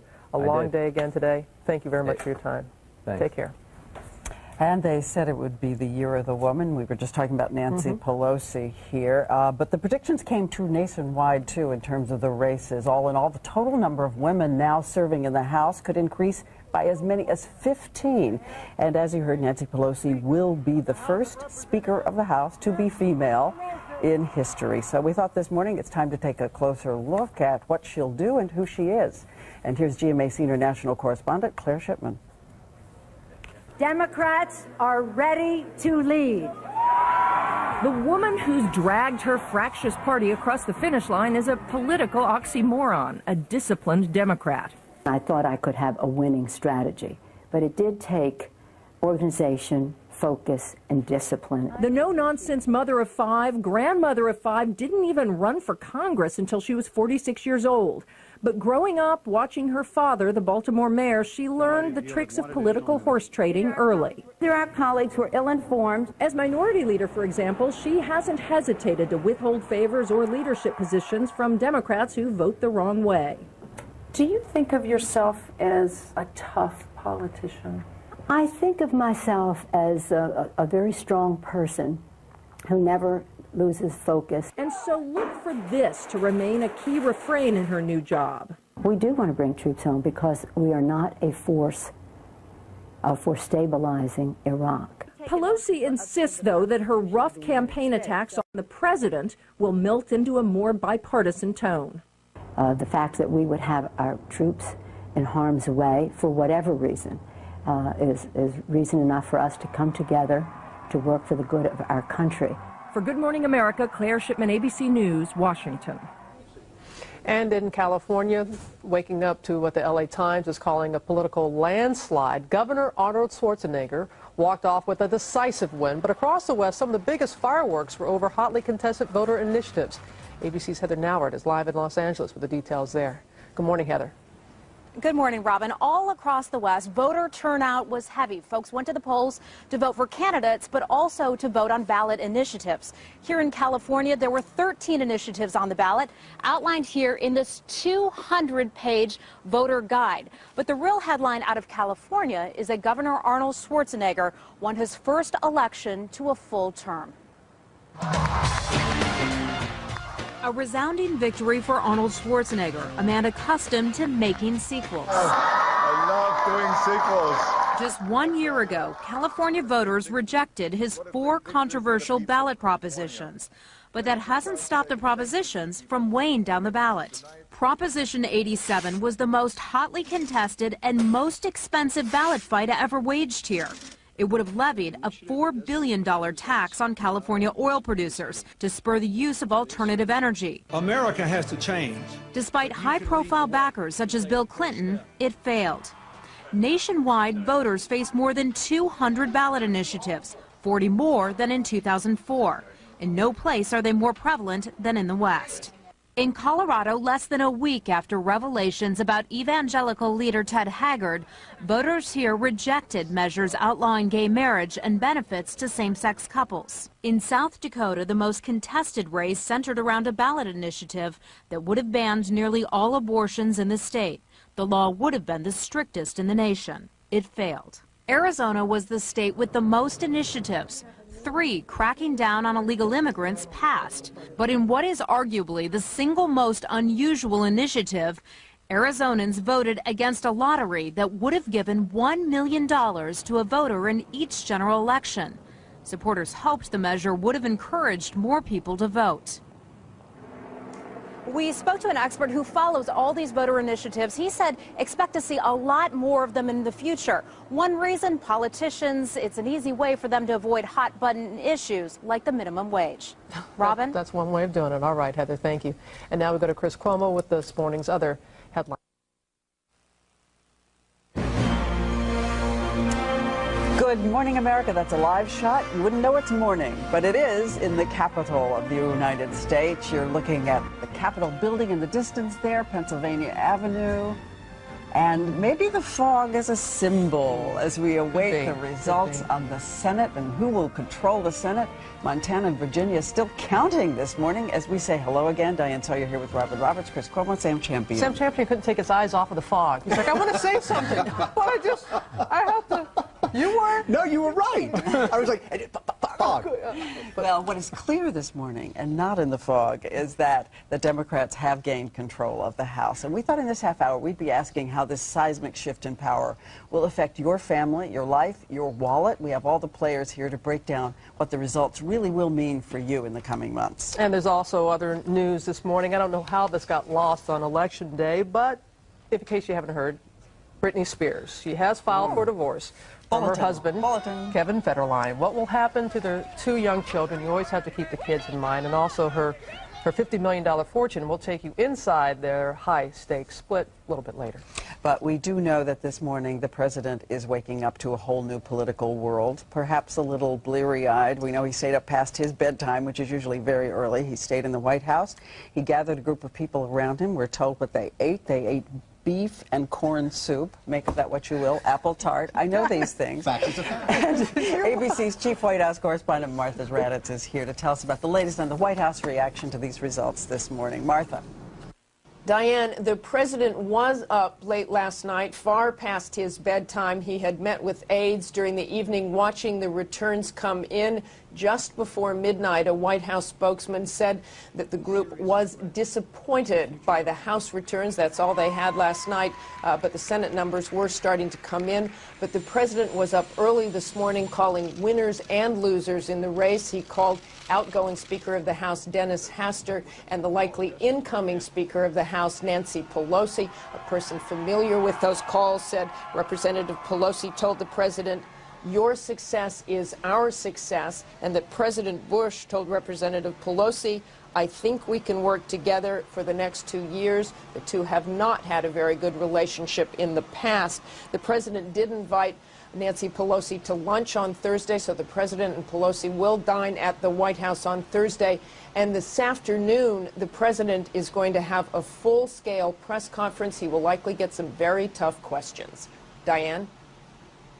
All right, Martha, will stay with us this morning because we do have those results coming in. I keep thinking of Lyndon Johnson saying that in moments like this, being president's like being a donkey in a hailstorm. You just got to stand there and figure out what you're going to do next. Weather the storm. All right. Thank you, Diane.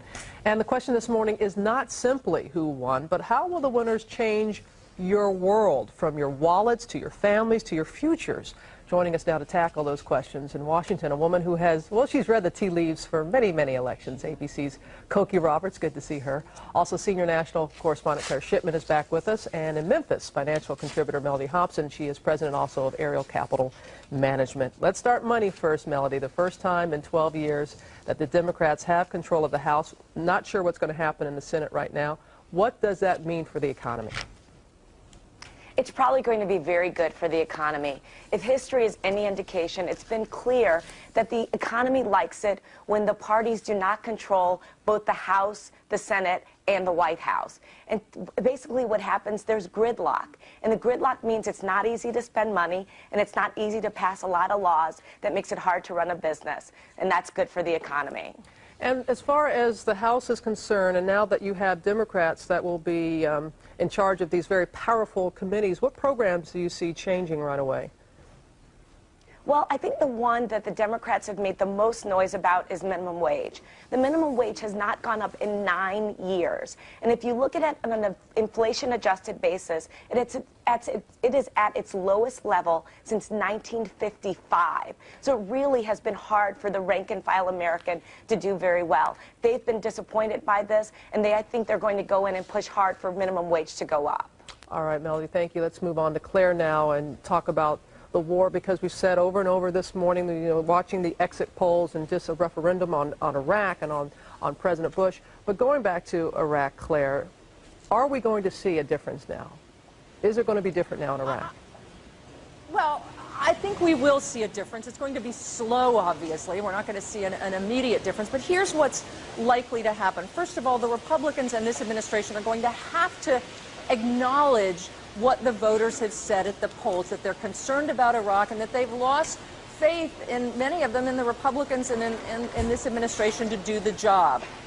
Having a Democratic-controlled Congress is going to give them an enormous amount of power over, for example, investigations. We may see some investigations launched in terms of the start of the war, how the war has been conducted. Furthermore, there's the power of the purse. So Democrats will have some amount of oversight pressure and financial pressure to push the White House, but also there's the Baker Commission waiting in the wings. They've been studying this. The former Secretary of State, James Baker, has been looking at this issue. A lot of Republicans say behind the scenes they see this as some sort of way out for President Bush, a way to try to solve this problem, to look at a drawdown of U.S. troops, and they're waiting for Baker to offer the president the cover to do that, if you will. So I think that might come together. All right, Claire, thank you. Let's move on to ethics now and bring in Cokie Roberts, because there are a lot of issues that both sides were hoping would bring people to the polls, such as stem cell research, and as we said, a very good night for Michael J. Fox, all those that he backed, and also gay marriage. So what is the impact that we saw there, Cokie? Well, it's in the states, Robin, and really what happens in Washington on those issues doesn't mean very much. Washington's not going to pass a constitutional amendment banning gay marriage. The states, and 8 states it was on the ballot, and 7 of them have put in some restriction on gay marriage and civil unions in some cases. Arizona, it seems to be maybe going down, that restriction. We'll see. It's still too close to call. On stem cells, the Congress, on Republican hands, passed stem cell research, and the president vetoed it, his only veto. So I think maybe the Democrats will bring it back up, and we'll see what the president will do. It appears that the plan to allow stem cell research to go forward in Missouri has narrowly passed. Again, very close vote, still counting. Still counting. I also want to ask you, and I know something that's very close to you. Your mother, of course, was a pioneer when it came to the House, and was first from Louisiana, first woman congresswoman from Louisiana, one of like 16 women at that time in the 70s. Now we have Nancy Pelosi as a Speaker of the House. How significant is that, Cokie? Oh, I think it's tremendously significant, and we're likely to have 70-some women in the House, maybe 80, and 16 in the Senate.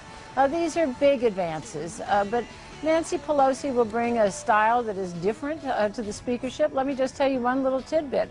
Her daughter Alexandra is due to have a baby any minute, and everybody knew that if that baby came, that Nancy Pelosi, regardless of the fact that she was about to take over the House and have the great night of her life, was ready to leave and just go to her daughter. I think you wouldn't necessarily see that with a male speaker, and it is just a difference. We've seen over the years women in the House and Senate reaching across party lines on issues that matter to women, children, and families, particularly economic issues, issues relating to health. And I think you're likely to see much more of that in this regime. Most likely so. Okay, Cokie, thank you, all three. Cokie Roberts, Claire Shipman, and Melody Hobson, thank you for putting it all in perspective for us this morning. Sure do appreciate that. What's the first issue you want to see the new Congress address? Why don't you let us know at our website at abcnews.com, the GMA page. Now let's get to Sam and another check of the weather.